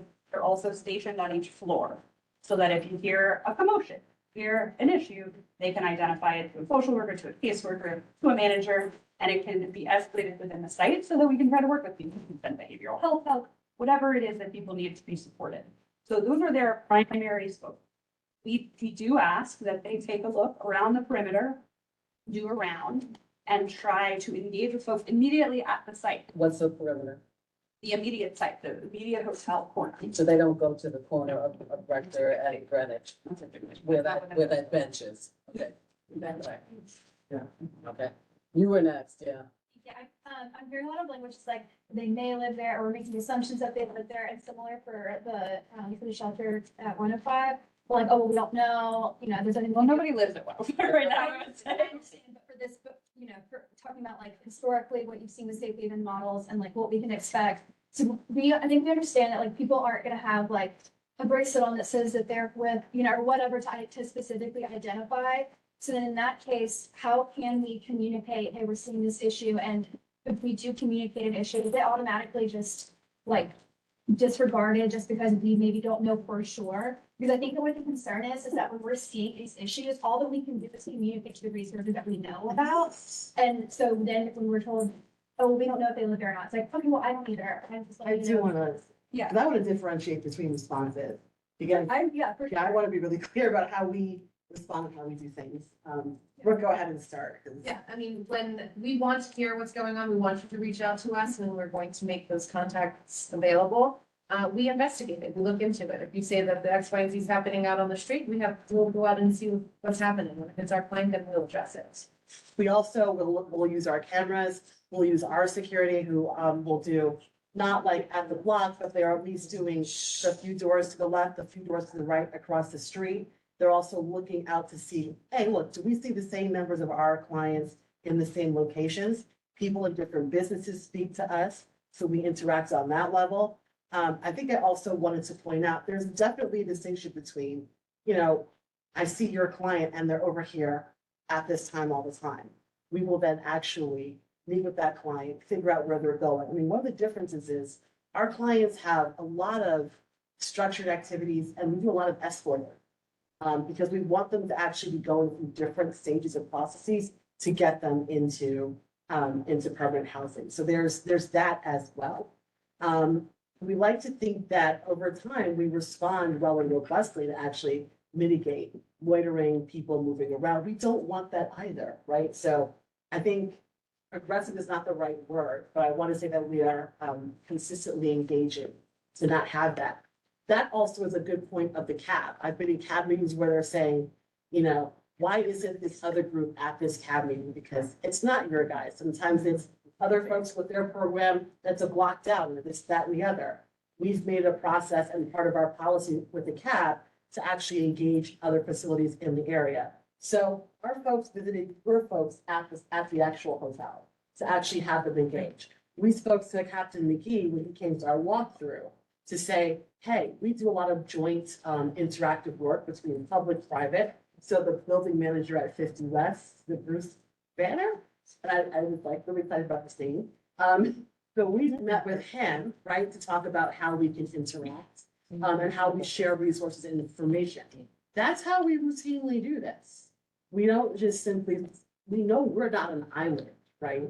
So we run our program, we're robust about it, but we're also consistently engaging with our neighbors, with our police teams, with our other business stakeholders. Like this is how we actually run our program. And I want to be really clear about that because we are permanent, right? We're a permanent site.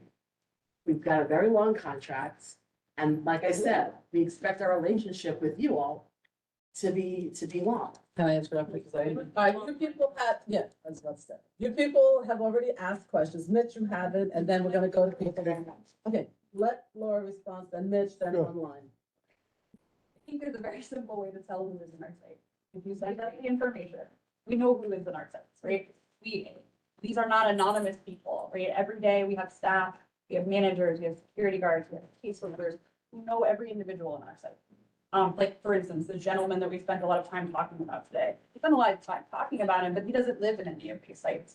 So it is sort of diverting the energy a little bit. If somebody is living in our site, we have the ability to engage them. I've received photos before of people, you know, someone was illegally selling something they shouldn't have been selling. Let me finish.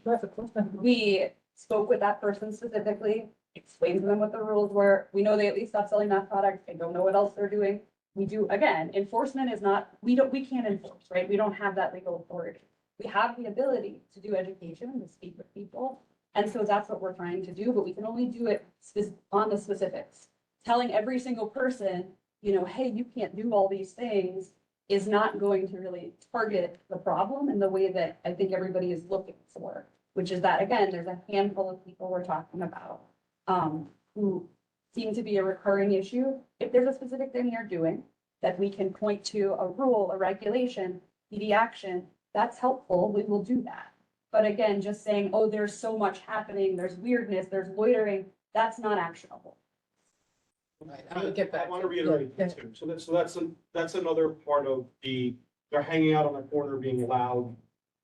There's actionable things that we can do. We can ask people to leave, we can ask people to quiet down. I cannot write a summons, I cannot make an arrest for somebody being loud. If they're playing music with a reproduction device, that's a summonable offense. That goes to something that we can issue a summons in our presence if we see it. That's not one of those where you can tell me they did it. So just keep that in mind when you're reaching out about those things that we can and cannot address from a law enforcement standpoint versus, security at the site standpoint. And that, the other thing I wanted to say real quick is I appreciate everybody bringing their concerns to me about this.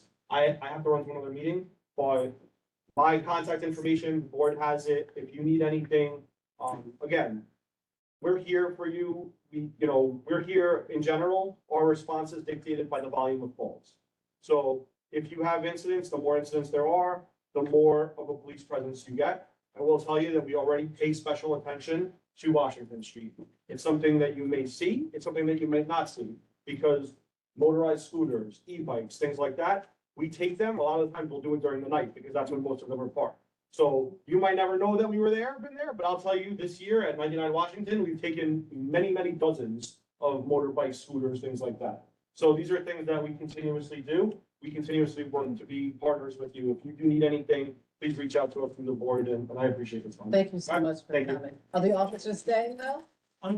Mike is gonna be here just obviously for notes and stuff like that, but again, please don't pepper him if you need anything. I'll make sure. All right, I'm gonna only let Mitch ask the question, and then I am going to take questions online, and then we'll come back into the room. So Mitch, go ahead. So Laura, Captain. I'm somebody that is sympathetic to people trying to make a better life for themselves, but I understand the other side. So I know this is over your purview, but I've read in the recent past that there was some talk of getting some of the asylum seekers temporary work permits. So I know that's not your decision, but Very important question. if you had any, information about the possibilities, because that would definitely mitigate some of the watering and also help get some people out. So do you have any inside information if that might happen off the record? Off the record, It's on the record. I'm not teasing, but any Okay, I information? will tell you what I know. Okay. This is, I think, the number one driving issue in every single part of the migrant resistance right now, right? People are coming into the country, they're coming in legally, I want to say that very clearly. They are going to the border, they are reporting that they are seeking asylum, and they are paroled out, maybe for 1 year, maybe for 2 years. They don't even necessarily know, it's not explained at the border. They're told, here are the papers, keep it moving. They come to New York City, we sit down with them and we say, okay, let's look at what these actually say. This says you've been paroled out for a year, but you haven't actually applied for asylum. You got a temporary grant for it, and you're paroled, but you need to finish your asylum process. So we actually. It sounds You like. basically get paroled out, exactly. The federal government is saying you have a year or two to complete the process and then be formally a part of the immigration court system, which in and of itself is a very long, slow process. I know that, But the reason that I am saying yes. is because when you can be able to work formally is linked to when your asylum application is filed, not at the border, Right. but the one you're filing here. So we opened an application assistance help center here. It's all a pro se legal clinic. We refer people every single day.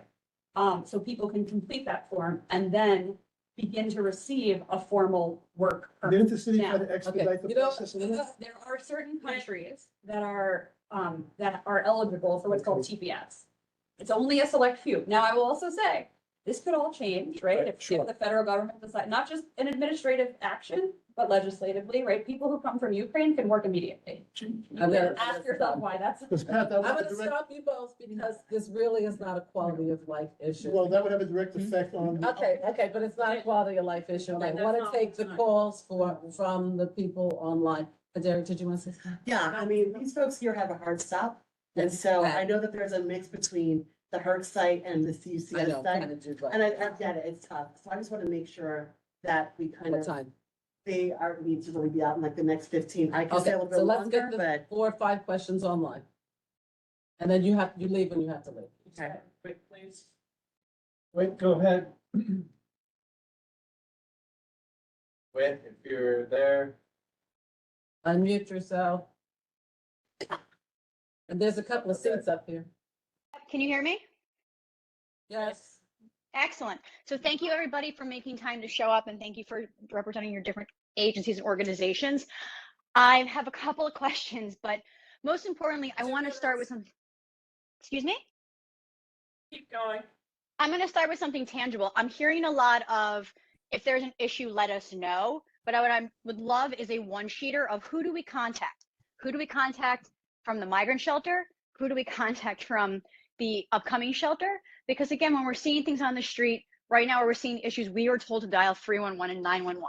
But if both of your organizations are saying, come to us, we're not going to walk over and knock on the migrant shelter door, right? We're not going to come in. Hold on. Is there someone that can contact? Everyone has my email. It's on the walkthrough thread. They can email me. It's on the walkthrough, right? Yeah. Okay, no, the public doesn't have. I want to start, can we start with CCS answering that? Last time we were here, we provided a fact sheet that didn't have direct contact information because we weren't close enough to opening. The revised fact sheet, which we will resend out to this group, has the information, the contact information for our site directors. When we open and before we open, we will actually announce our general hotline, as we said that we would. That's also, again, part of our process, right? We get a fact sheet. I think you had my information because we're not open, but we now have the director's information. Until we open, I'm still your point of contact because there are no. The only point And of contact I've heard from is your lobbyist who scheduled the meeting. So I would appreciate, and I'm glad that you're updating it. The entire neighborhood would like the sheet that was easily accessible and easy to find. I'd also love, we would also like it, excuse me, I'm still speaking. We would also like it for the migrant shelter because when you just say contact me, that does not help when you have a neighbor who's experiencing something that is scary and they don't know. Okay, I can't speak to that, but again, that's our process. Fact sheet, hotline, we will of course publish that. And before we open, because we are still not open yet. And then we'll go forward from there. Okay, so hold on. Now, what about the? If you're experiencing something scary, I want to say in the street, I call 911, please. That is But if your, they want to contact. Yes, but your earlier comment was that how are we to know if it's somebody from the migrant shelter or not? exactly. If it's somebody from, if it is somebody from the migrant shelter that we are able to identify as somebody from the migrant shelter, yeah, obviously we're going to call 911. Talking about a scary situation, which is separate. That's a separate. I'm asking about a problem in the community. I'm just asking for your contact information. Can you distribute that to everybody if you're saying you're the point of contact? We can also create an email address for the facility. We've done this for Would other you do sites. that, please? Absolutely. Okay, so we're gonna get an email Great. address for the hotel.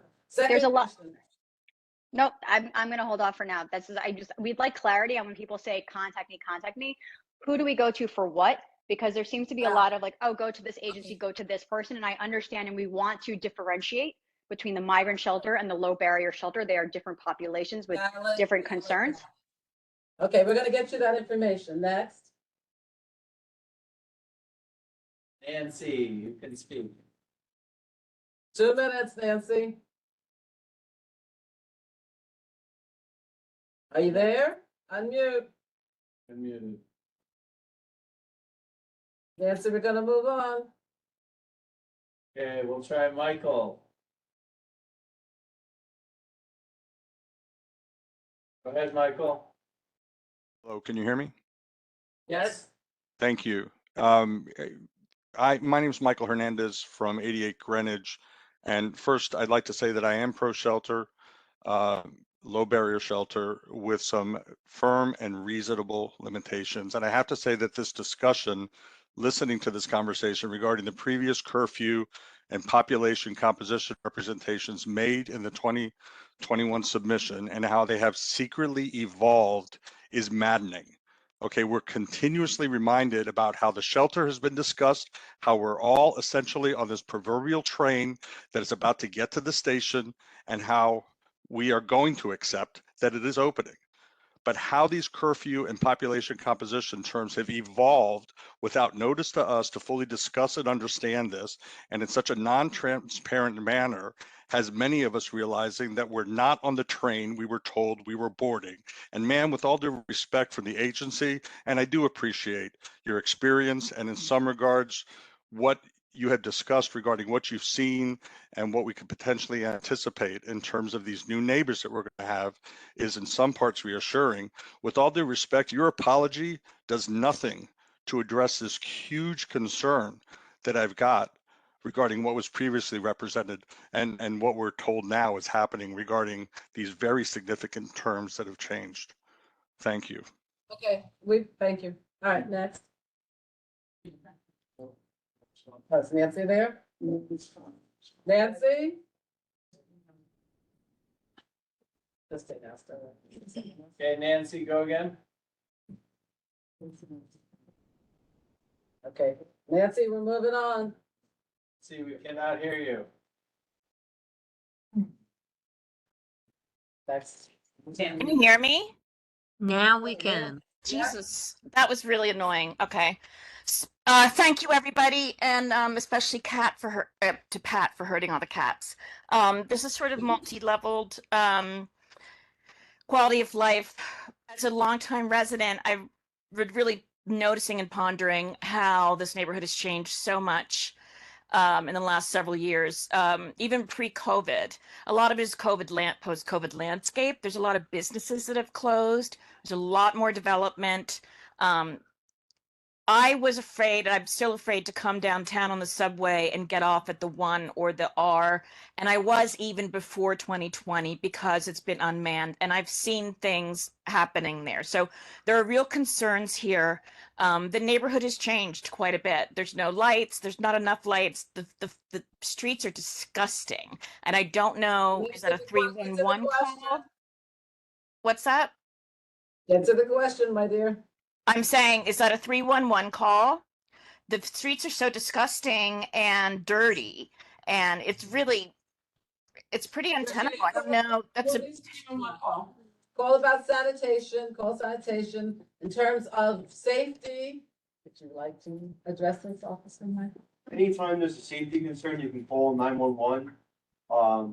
You know, if it's something as loitering, noise, that should be directed to 311. And we are very responsive when it comes to 311, but I will address this, and this goes for everybody in the room. When you make a 311 complaint, please put your name and your callback. Because if it's unknown, we have no chance to contact anybody when we arrive on the scene. And, you know, I just went through some locations around Watson Street. 4 of them are unknown. So we don't know who's calling. It could be somebody from Jersey. We already know that. I've made many over the years for many reasons. We already know that. That's I think what would be best is if everyone took a better attitude of understanding why the neighbors have a concern and that we're not anti the shelter, either of the shelters, but these are really realistic fears that have been realized even during COVID with the hotels. Okay, Nancy, your time is up. Thank you. We're also the neighbors. Most of us live, I don't think anybody on this committee is here because they work here, although that's also makes you eligible to join a community board, but I think we all actually live here. Anyway, I would like to add that if you call 311 and the dispatcher determines that you should have called 911, they'll connect you. So there's no harm in calling 311 whenever there's an issue. By the way, I didn't introduce Mary. This is Mariama James. She is the co-chair of the committee. Next online. That's it online? So we're circling back to you. We have, No, wait, Justine, oh, sorry. Justine, is your hand up? Yes, I just have a quick follow-up question, if I could, about the hotline. Go ahead. Okay, thank you.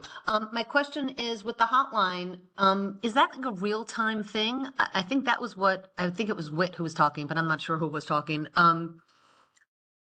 What came to mind as they were speaking was, I'm seeing something, I want to reach out beyond 911, I want to call the shelter and tell somebody or call the migrant, whoever it is I'm thinking I'm going to call. Is it a real-time phone call or is it a answering machine that someone's going to get back to me tomorrow? So when we do our shelter hotlines, it is a real phone call. I think it depends on what the issue is. If it's not answered by program staff, it's also answered by security as well. And we don't have an aversion of people actually knocking on our door and saying, hey, I do see something. It's also part of us being with you in the neighborhood. It's part of our model. So again, I mean, that does happen. It's not to replace 311, it's not to replace 911. If you tell us, you know, hey, this is happening and it is a dangerous situation, that's not, that's happening like somewhere like around the corner, what have you, depending upon what you're saying. We have a vested interest in making sure that it's actually, if it's our client, we want to know. So just Yes. it's in real time for 105 Washington. Yes, go ahead. Yeah, so we have a list of like 80+ documented issues, and I called 911, I think it was like this past week. The operators called back, I saw the street light escalating. The operators called back, I took my dog upstairs, they mentioned to go back downstairs, and by the time I went back downstairs, the officers left. I understand it's a big city, there might be better things to do, but we've also had there's a ton of struggle documented with 311, like was mentioned before, that the mopeds are coming cleaned up on a regular basis. It's just like, we live in the community, it's not true. We have a pretty large list of issues documented, so what can we do to get more focus on actually resolving issues that matter and might engender trust in the community from us and, in all the folks here? So who are we addressing this question to? Community board, any elected officials? Okay, so if it's a police issue, the quality of life issue is ongoing, we're going to be working with both facilities, it's an ongoing issue. If it's police, then I don't know what to say about the open police calls. It's all the above. I really think you should make a choice though between calling 311 and calling the community board. If there's an issue that you want to get reported for the record, you call 311 and then you take the number. You take the report number and then you provide that to the community board, because then you have the paper trail and you have the record trail. And then that could be something that may move on to 911. Where can we go? Where can you do? Where can we go with the paper trail for execution on these lines? That's what I'm saying. This is Mariana. Once you have your 311 number, you get all of your follow-up documentation. If your case is still open and you need help, please email the community board and forward it to Man01, right, our regular. And Zach, our district manager, is in charge of constituent concerns, will help follow up on a 311 complaint. Please note, you have to have all of your contact information in for both the police or TSNY or anybody else to follow. And the complaint number. The complaint number. Sending the complaint number. We as an agency don't take the individual spreadsheet that you have. We take our data from what the city does, right? So we can look at, for example, we're on a walkthrough with NYPD this afternoon at Battery. And we talked with the ticket vendors, right? So there was conversations and walkthroughs. All the data that we use is based on NYPD data and 311 data. We can't take individuals' data because it's kind of like, we can't use Citizens Act. We have to use something that's verified through the city agencies. So I file 311 complaints and we get closed as well. I hear your frustration. But that doesn't mean that you stop. It means that you just keep going. Because again, if it escalates to something that is criminal, you also have those records that moves on to 911 or the NYPD. That's how you're gonna follow it. I'm still happy to discuss that incident as well. I'm sorry, they have a hard stop, so I gotta move on. You're 1, 2. No, this gentleman, yeah. I'm a superintendent of 105, the last 23 years. And I see the life has been changed a lot. And we're concerned about our safety. The shelter, the immigrants across on the 99 Washington, they stay with the kids over midnight, 1, 2 p.m., drinking beer, cocaine, and drink whatever they want. Loud music, and nothing happened. And beside that, I have like a few tenants has been already, Rossin has been beating from the there's people around there. So what this community is doing, what they, like if you try to. Okay, I'm gonna stop you right there. Have you heard some of this ongoing Yeah. conversation? And beside that, I have a friend, very close friend, who lives in the 103, 123 Washington. That's a hotel building. So, like 2 or 3 weeks ago, it's an old woman here in her apartment. Was trying to be, somebody was trying to rape her. So one of the immigrants reported to him. I'm sorry, how do you know it was one of the immigrants? Well, that's our friend that say, did you look at the warning for the police? So did you was a report filed? That I don't know, that's not another. Okay, a report has to be filed. They're right Other than that, it's, In my building, few tenants have to be already with some kind of incident. okay, so now you're gonna have contact information, okay? And you're going to, if it's police, then you're gonna contact the police, you're gonna call 311, or 911. If you're filing a complaint, you're gonna get a complaint number, you're gonna send a complaint with the number to our office. If it's something with either of the facilities, you're gonna have contact information and you reach out to them, okay? One more thing. Few, like, a week or 2 weeks ago, we have a homeless, it's completely naked, walk in our neighbor. Okay, you're gonna With call the the coat. police about that. I give him a coat, short and pant, he just throw away. There's nothing And you another can do. day, I spoke with him, he just throw a cigarette on me. And. Okay, you're gonna report him, okay, you're gonna report that to the police, because obviously, and did you get a complaint number? No, 911, nobody can. Nothing happened. Okay, I'm sorry about that. So You know- go to the first precinct and tell them that you want to file a police report. And also, now you've been told that the police facility that's on the block, there are 3 buildings away from your building. You can knock on the door and you can say, there's a homeless man, and tell them where he is, and have them come out and help do something about that, okay? I got What it. already happened, if you're saying you were assaulted, right? I Go didn't to, saw it. go to the first precinct and tell them that you want to file a police report. We can't just come to meetings and, voice frustration. We have to get things on the record, or nothing's gonna happen. Right, I gotta move on, I'm sorry. I'm Frank Lee, I live at 88 Greenwich, so I want to ask about the good neighbor policy again, so I heard you say like, if there's a violation, you're gonna take the report, discuss it amongst yourselves, and figure out what to do. I just want to see if there's anything more specific. Is there any criteria? Does it have to be like 5 residents complaining? Does it have to be something specific? Like, I feel like anything that affects our quality of life should be taken seriously. I think taking seriously something is, I don't necessarily know what that means in terms of action, right? There are things that may affect your quality of life. And to the extent that it's our client and we're looking at the behavior, that doesn't necessarily mean that I'm gonna have that client removed from the facility. I'm gonna look at the behavior. I'm gonna look if there's repeated incidents. I'm gonna look to see if they're actually complying with our directives. Just a little louder. And our coaching to change the behavior, and then we'll take action. We don't just only have a discussion within ourselves, but we do have team discussions. We also speak with our neighbors because we're trying to get more information. So if you're looking for a formula, no, I'm not gonna give you a formula because we don't do this formulaic. It is, we look at the circumstances, we look at the case, we look to see if there are patterns, we look to see if there are changes, and then we will formulate our interventions based on the conduct, based on the follow-up action, based on the compliance.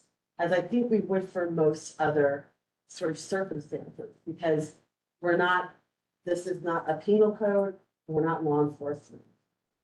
The other thing is, and I've said this over and over, because of my building, I live in a community, I live a couple blocks away, I live next to 1010 Firehouse. So I get, whenever there's an issue, I get other neighbors to call in also. Lone voice is a lone voice. Multiple voices have power. So if you see something, see if some of your neighbors see it, see if you can get them to make calls. I think it's, I'm gonna say it's Nancy who lives in your building. It's not Nancy, Tammy Lee, is it?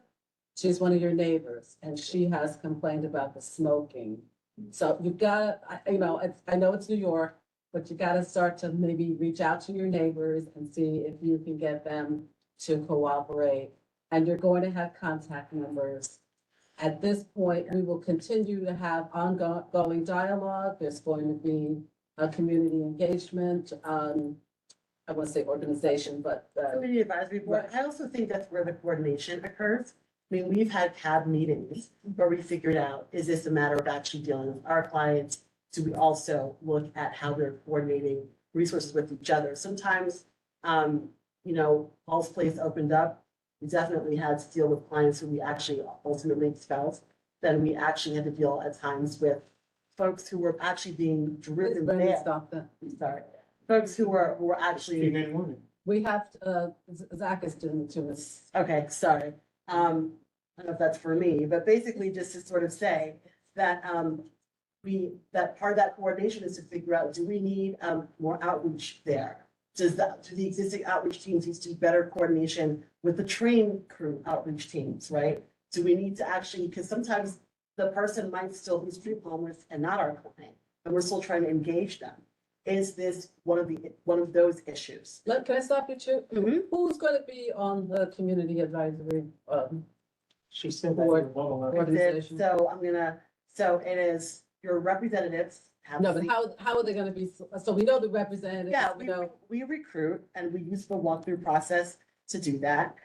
We look at major tenant associations nearby. We look at other facilities. We look at, when we say stakeholders, it's a pretty broad base. So if 88 Greenwich, if they don't have, do you have a tenant association? Yeah.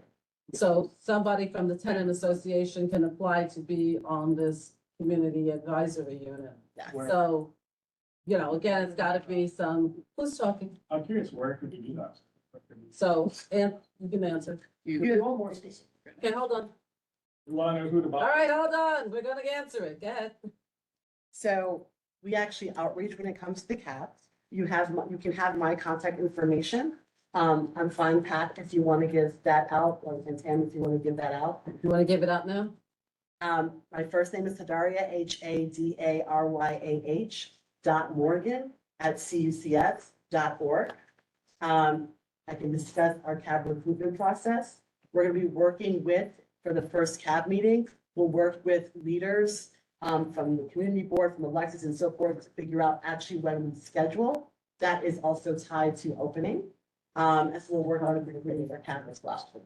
I saw Tammy, you looked like you were trying to say something. I just want to make sure that we could probably sit here and ask 1,000 questions all night. So we know that the CAB will be tagged to when you're opening. Let's just see, if you have a question about the CAB that has not been answered, raise your hand. If you do not, then let's, kind of make sure there's a little bit less back and forth from everybody and we can get I just want to make sure we can get everybody's questions in as much as we can. Do we have anybody else in there? And anybody who has not spoken yet has an opportunity to engage with us. And So, yeah, this gentleman. Yes. Good, thank you. I have a question, slightly different topic.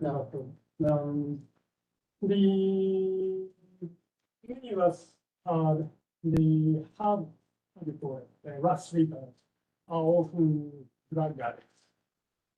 And what's your procedure or what does your program do for your client if he or she is a drug addict?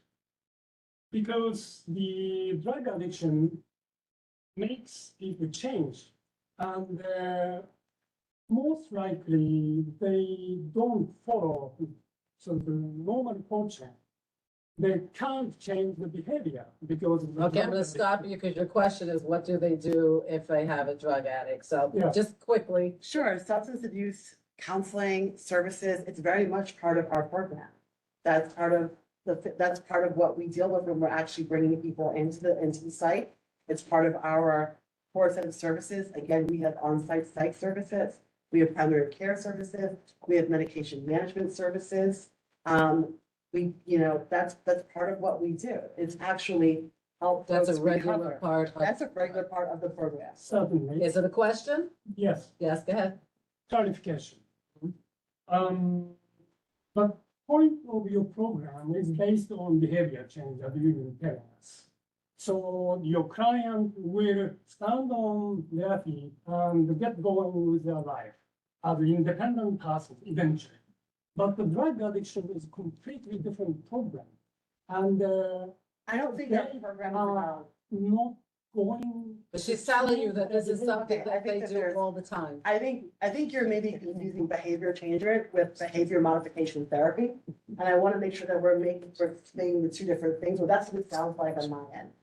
Part of what we do, yes, we want people to function differently. We want people to actually function in a certain way and be more integrated, be healthy, actually be able to actually live a more healthy and balanced life. Yes, we're aware that their drug addiction or any addiction really will impact how they behave, how they're actually able to go about their life. So we're not, when we say behavioral change, this is all about the overall counseling, recovery function.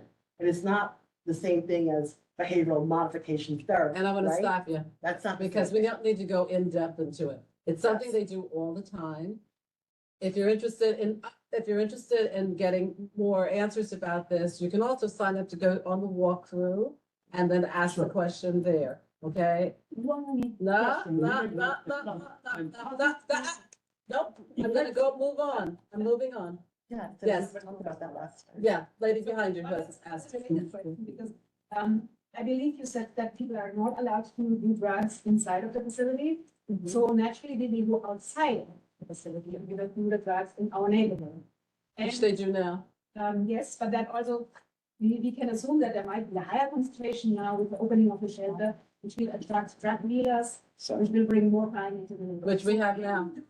Prevent that and to protect us. You can't prevent that. You can talk to the police, but you can't, we have people doing drugs that live in our community. So and you're in an apartment maybe next door to you, so I don't know what they can do to prevent that from happening. For example, that's where the curfew also comes in. No, Because. no. A Actually, curfew no, it does does not prevent not do people that. from doing Does drugs. not prevent people from doing drugs. Okay, either. Outside and do it. well, I'm moving on. Next, I keep forgetting your name. Janine. Good. Janine. Janine. Janine Zalesnik. So I have two questions.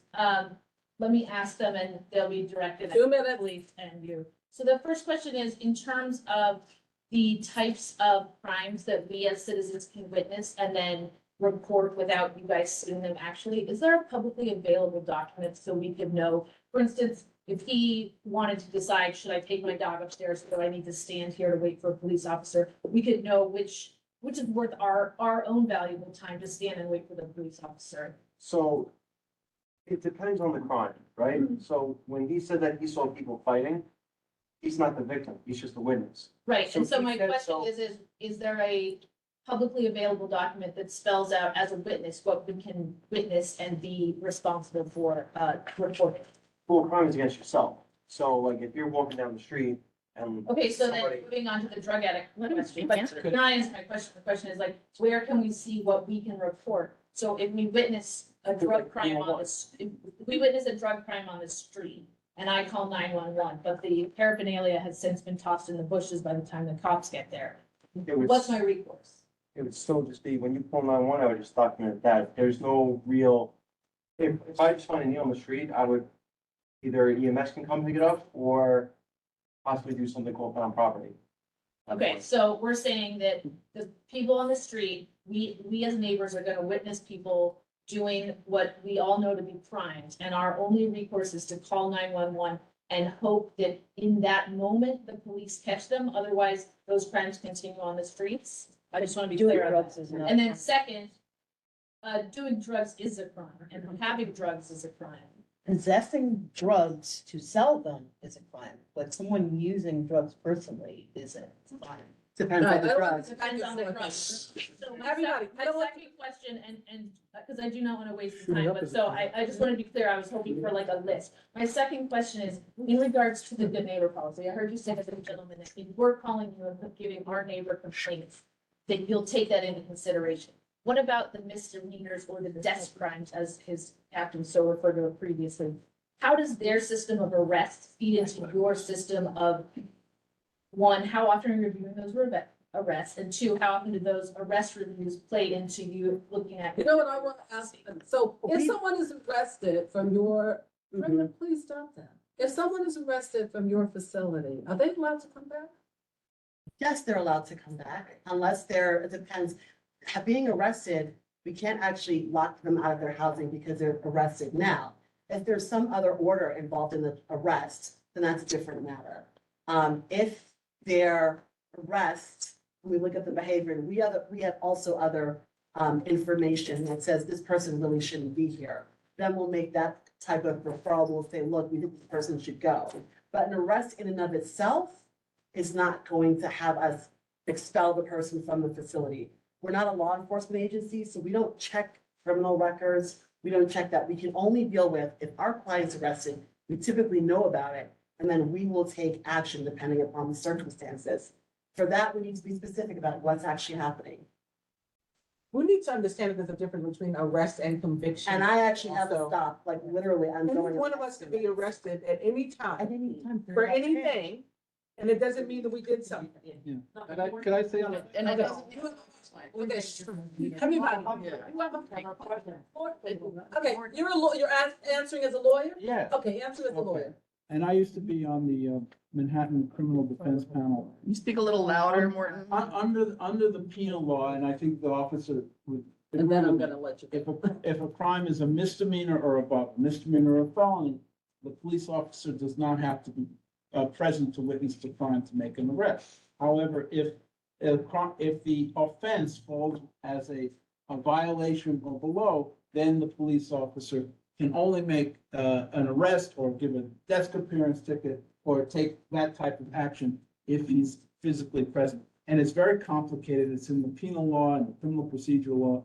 That's where this comes from. Okay, now we have a hard stop, so I'm sorry, I'm not gonna take any more questions. But what I am gonna ask is, are you coming back? Will you be willing to come back? What, can everybody please be quiet so I can? So a few things, right? Yes, Tim, if I can find somebody, we've let a couple people speak multiple times.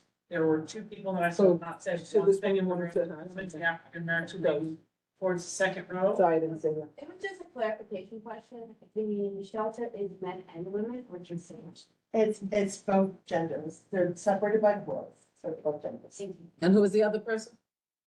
I think we got it. Okay, everyone else has spoken at least once. So let me come back to your points. Yes. Would we be willing to come back? We would be willing to come back. Point two, as we actually move closer to opening, we'll work with you, or the representatives and other stakeholders to actually plan the first CAB meeting and the actual schedule going forward of CAB meetings. Point three, we will follow up. We'll do some outreach with you. We'll also do some direct outreach with the various stakeholders to publicize being able to come to the final sort of walkthrough. And then, to be honest, I mean, CAB members have actually, once they become CAB members, we've had other sort of engagement or walkthroughs as part of the CAB activities as we've opened, so forth. That's just part of the process. Again, like I said, we have a structured process and a structured engagement process. So it's not as though we're not going to continue to have conversations. We're here, our facility is going to open, it's going to remain open. And so we're going to just keep talking and working on these issues together. And with that. Opening is? Opening is, I still have an ETA either end of month, early August. It moves, right? If I have an inspection that's delayed, that actually affects other inspections as I move towards TCO. So trust me, there's no one who wants this to open faster than I do. And next walkthrough is? And the next walkthrough is next Tuesday, which is the 23rd. Okay, At so 10 a.m. people can get on the list, how? I'm going to send information to you. We're also gonna have, our Casira folks do some follow-up with the stakeholders, so I know that she's been in contact with yourself. And so, yes, Yes, and so we're gonna keep that process going. And First we'll have come, first served. You can take about 15 people on the walkthrough. First come, first served for this next walkthrough. So if you want to go on the walkthrough, you're going to you're gonna either contact us. we'll, so that we can actually say, here's all the contact information, and we'll go from there. Okay, great. Just make sure that if you sign up, that you show up. Yes, because that's another thing. If there's only a certain number of people, we want to make sure that every available spot is open for better communication. Right. Okay, I'm sorry we couldn't answer every single question, but we tried to do as much as. All right, everybody.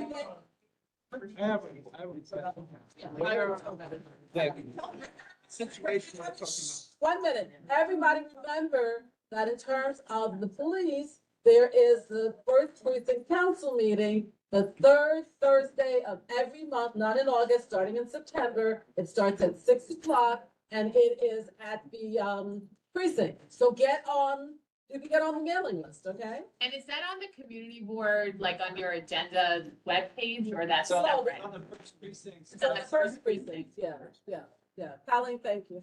We have more items after this, so if you're So- leaving, please. Council, community precinct. Thank you for coming. I thought, like shooting up, like, public shooting up, or stuff like that.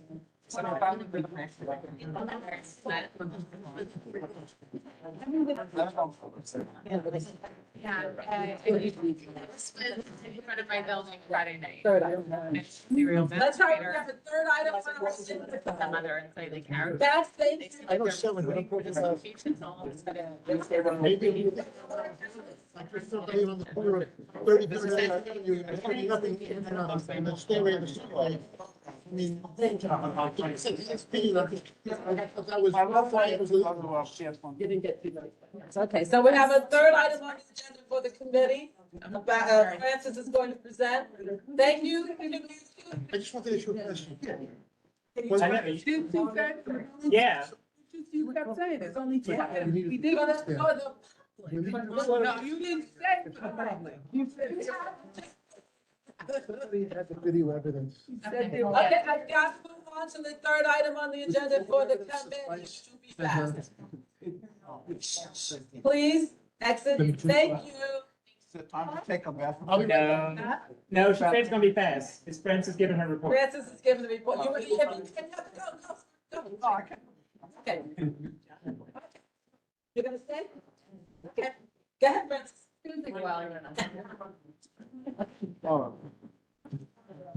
Okay, speaking of cabs, we sit on a couple of different ones and I sit and Betty and Paul Hovich used to sit on it. The New York Presbyterian Lower Manhattan Hospital, downtown hospital, downtown. Anyway, they have a cab and they haven't met in a while.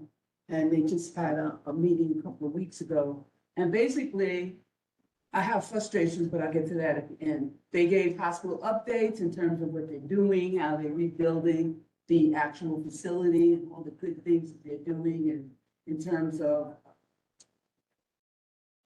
private projects, educate, triage renovations, infusion center relocation. So this is staying open, right? Wasn't there a question whether or not it was going to? No, that's Beth Israel. Okay. Anyway. That's Yeah. They got good marks for their joint commission survey, so they're doing okay. And the last thing they noted was their summer youth experience program, which they have mentioned before. And I had in the back of my mind, okay, I need to talk to Trish. Because with the way they were describing it, it didn't seem like our kids. Yeah, that, our kids were included or either reached out to, anyway. Which goes partly to my frustration is that when I sit there and I listen to the stuff that they do, most of the stuff is basically in Chinatown, in Ward 3. And they do some things in Tribeca at the Bowery Mission. They have, when they set up these community programs, where they have a table outside and they give out information. It's always over there. I've never seen, and nobody's ever seen anything in Battery Park City or in Lowell. Yes, no, actually, I'll get to that. No. What? Yeah. No, they have a summer youth experience program where they get kids, teenagers to come in and they have a whole program design. I don't know specifics of it, but basically it's during the summer to get them involved with what's going on in the medical field, and they have and they get a chance to follow somebody in the hospital, or they have different levels of exposing kids to that whole thing. It's another kind of profession that, kids could go into. And I thought it was very interesting, but the thing was, I asked them how they get their kids, and basically it said through the hospital staff and stuff like that. I said, it's not fair. I said, so that's when I thought, we need to be involved in that some kind of way. So that, or that we're, I put it on the table before, and I see I have to follow up with it. But anyway, with our youth and ed, I think that, plus they're talking about doing workshops for high school students, which I thought was very. And how are they recruiting those kids? No, they're talking about doing it. They haven't done it yet. Yeah. And I think it's the same way they through the programs that they have when they do the stuff in empowerment of Asian Americans in LES and Run for Chinatown, everything's in LES and everything's over. No, and then the other thing, I was thinking about in terms of, they're the only hospital down here, and they don't really engage with us.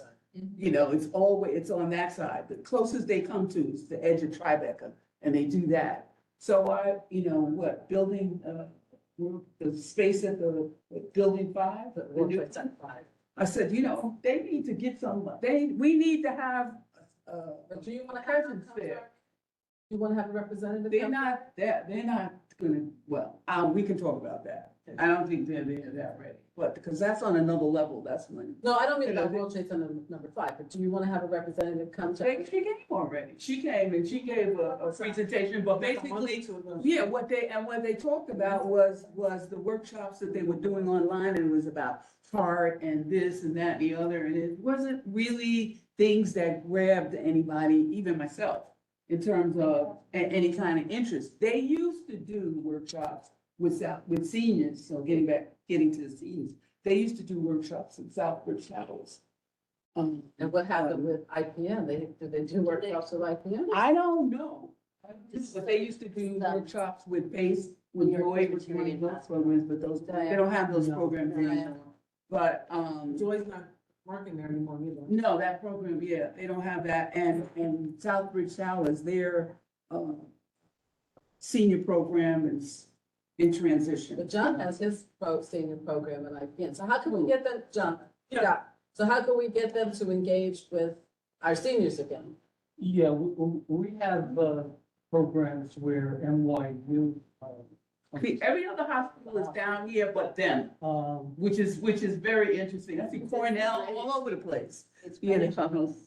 Yeah, so we have nurses coming in, there's programs, there's grants, and they have to go to communities. And so we engage with them.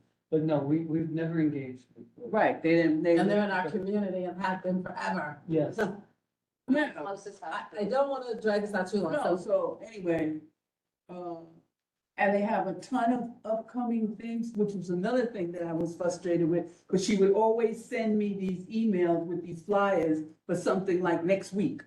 And I'm like, you ain't enough time to do with that, So now I have a list of stuff through August, but I have, I have to get that. Is it for all of us, or is it? No, well, the things that they did, like their pop-up clinic at Bowery, they have that, they do that twice, and they do a eye care with the Render Care.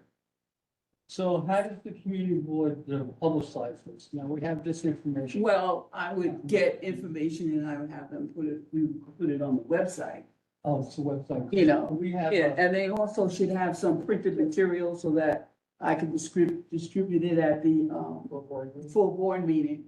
yeah, because we have a picnic every year in Washington Park where we have like 150 people who serve food and ice cream. And do you want, We have, are you yes, gonna we put want, that on our? yes. So who do I send it to you, That- a flyer?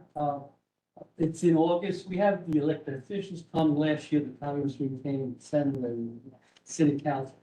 But, you know, we like to be on the board as far as, you know that we're here. We service Southbridge, we service Farragut Park, we service, you know, I'm gonna stop you, John. So that's separate, because we're gonna let Francis finish, but we're gonna get this on our website. Okay. Newsletter. So that's what I was asking. How does it get publicity? newsletter. It goes into the newsletter and the website. So I can get it on the website and then we. Well, what's going on with our newsletter? I can't do it. I'm not allowed to. Not allowed to. My wife said I'm not allowed to work 6 days a week anymore. And she's right. So who are we gonna get to volunteer for our website?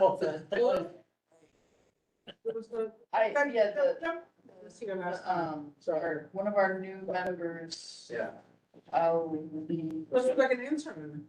I told her she's a board member, she's our high school board member, I emailed her, she asked me like what she needed to know, and I was like, you need to know HTML, you need to know some formatting. So is she gonna do it? No, I don't think so, she never wrote me back. No, must be Charlotte, the intern, No, but we had a board member. and that was who Tammy.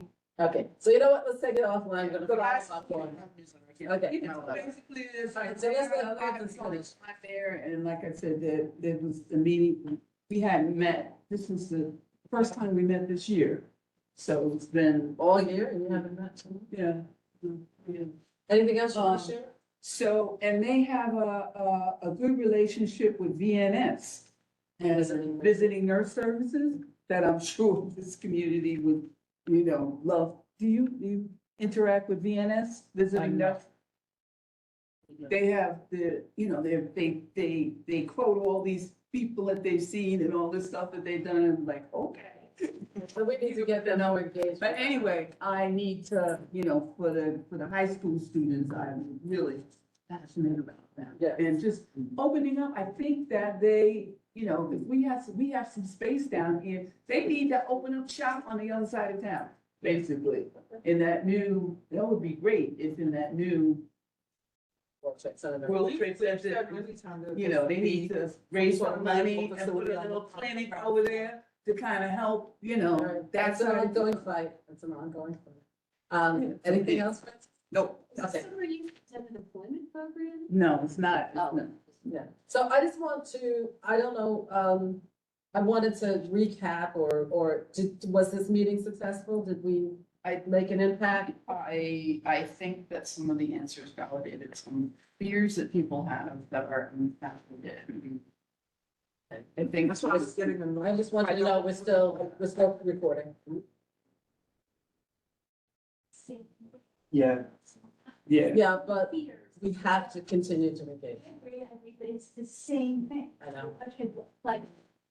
I don't know. Now that they have more contact, yeah, now that we have more contact information, maybe it might allay some of the fears. I don't know. I know when the Need to be facility. more straight with the answers, because if you just, these long drawn out answers, the meat gets lost. I'm You know trying, what I'm saying? trying to move That's why I everybody. was like, no, what's Yeah, you? yeah. Hilarious. You know, The fears will be allayed, but I think there might be some satisfaction in knowing that there's an actual point person Yeah. that they can send an email to. Yeah. And I'm glad that that you is something right, if you get to the point and you say, well, you know, this is the answer, this is the only answer, here's the, you know, the Akasha here. Yeah, she was giving answers that didn't really get to the point. So I think Let Mitch and then Justine is online. One, Can I stop you for one second? of course, so. We're still recording, right? Yes.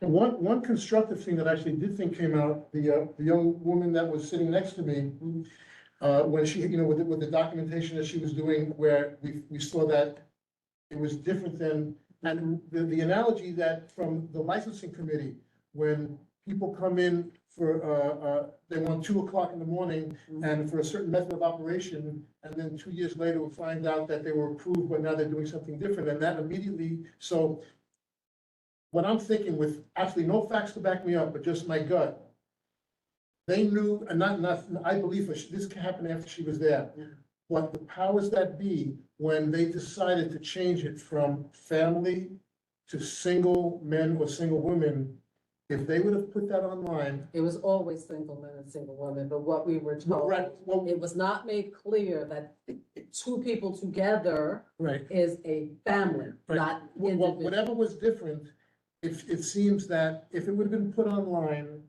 that would have made even more consternation and pushback. So, like I said, just sweet sense that they like, because he passed the buck, said, to the other agency, but that whoever was responsible for doing that, it was conscientious not to put it online, which kind of threw her under the bus. Okay, so we're gonna try to get documentation. Like I said, I didn't really get to the point. I understand that they were trying to like protect themselves. But I think Somebody they- knew I think something. they did themselves like more harm than good, and everybody else knew. But this By woman, not answering the questions directly. right, but she had something constructive, so that was one thing that I think came out of it.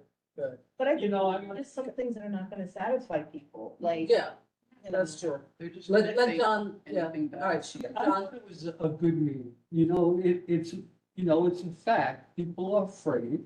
There's homeless, there's people coming to their community, and they're scared, and they were venting, and they felt, that we did hear them. Now, you can't make everybody happy, but I think they had. well, I want them to know that I they're mean, being I heard. go to a lot of meetings that I have to run, and people want to vent. And I don't like saying, well, listen, I had enough of venting, I know this, I know that. They gotta get it out. Yeah. And I think the community did get it out. And that's what we're trying to do, give them a meeting with Some work and I believe what we did with the police and having all the partners and stakeholders here, it was a good meeting. Okay. And that's all we can do as a community. Right, I think a lot of people expect to come to a community board meeting and say, okay, I'm gonna put this here. No, And leave it but with you. But we gave it to them. You made that clear, We Marianne. gave it to them. This is what you have to do.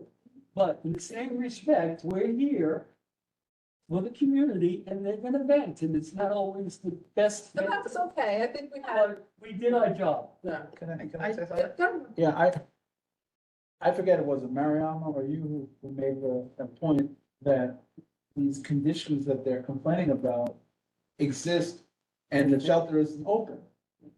And these conditions that exist throughout our district, they exist on. The city. Throughout the city. But we're here in New York, in CD one, and Council District One, and we're concerned about our district, but you go all over, you go on Fulton Street, you go on the west side, you go on the east side, you go along the FDR Drive, under the FDR Drive, there are people sleeping under there.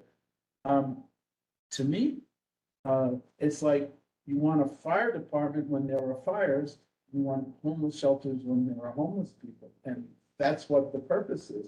So, They don't not want the homeless, but they really want people to be sort of contained, right? Yeah. Within the homeless shelter, that they want to know, the That has- purpose of the curfew is at what time can I feel safe being outside, that I'm not gonna bump into one of these people? When are they gonna be locked in?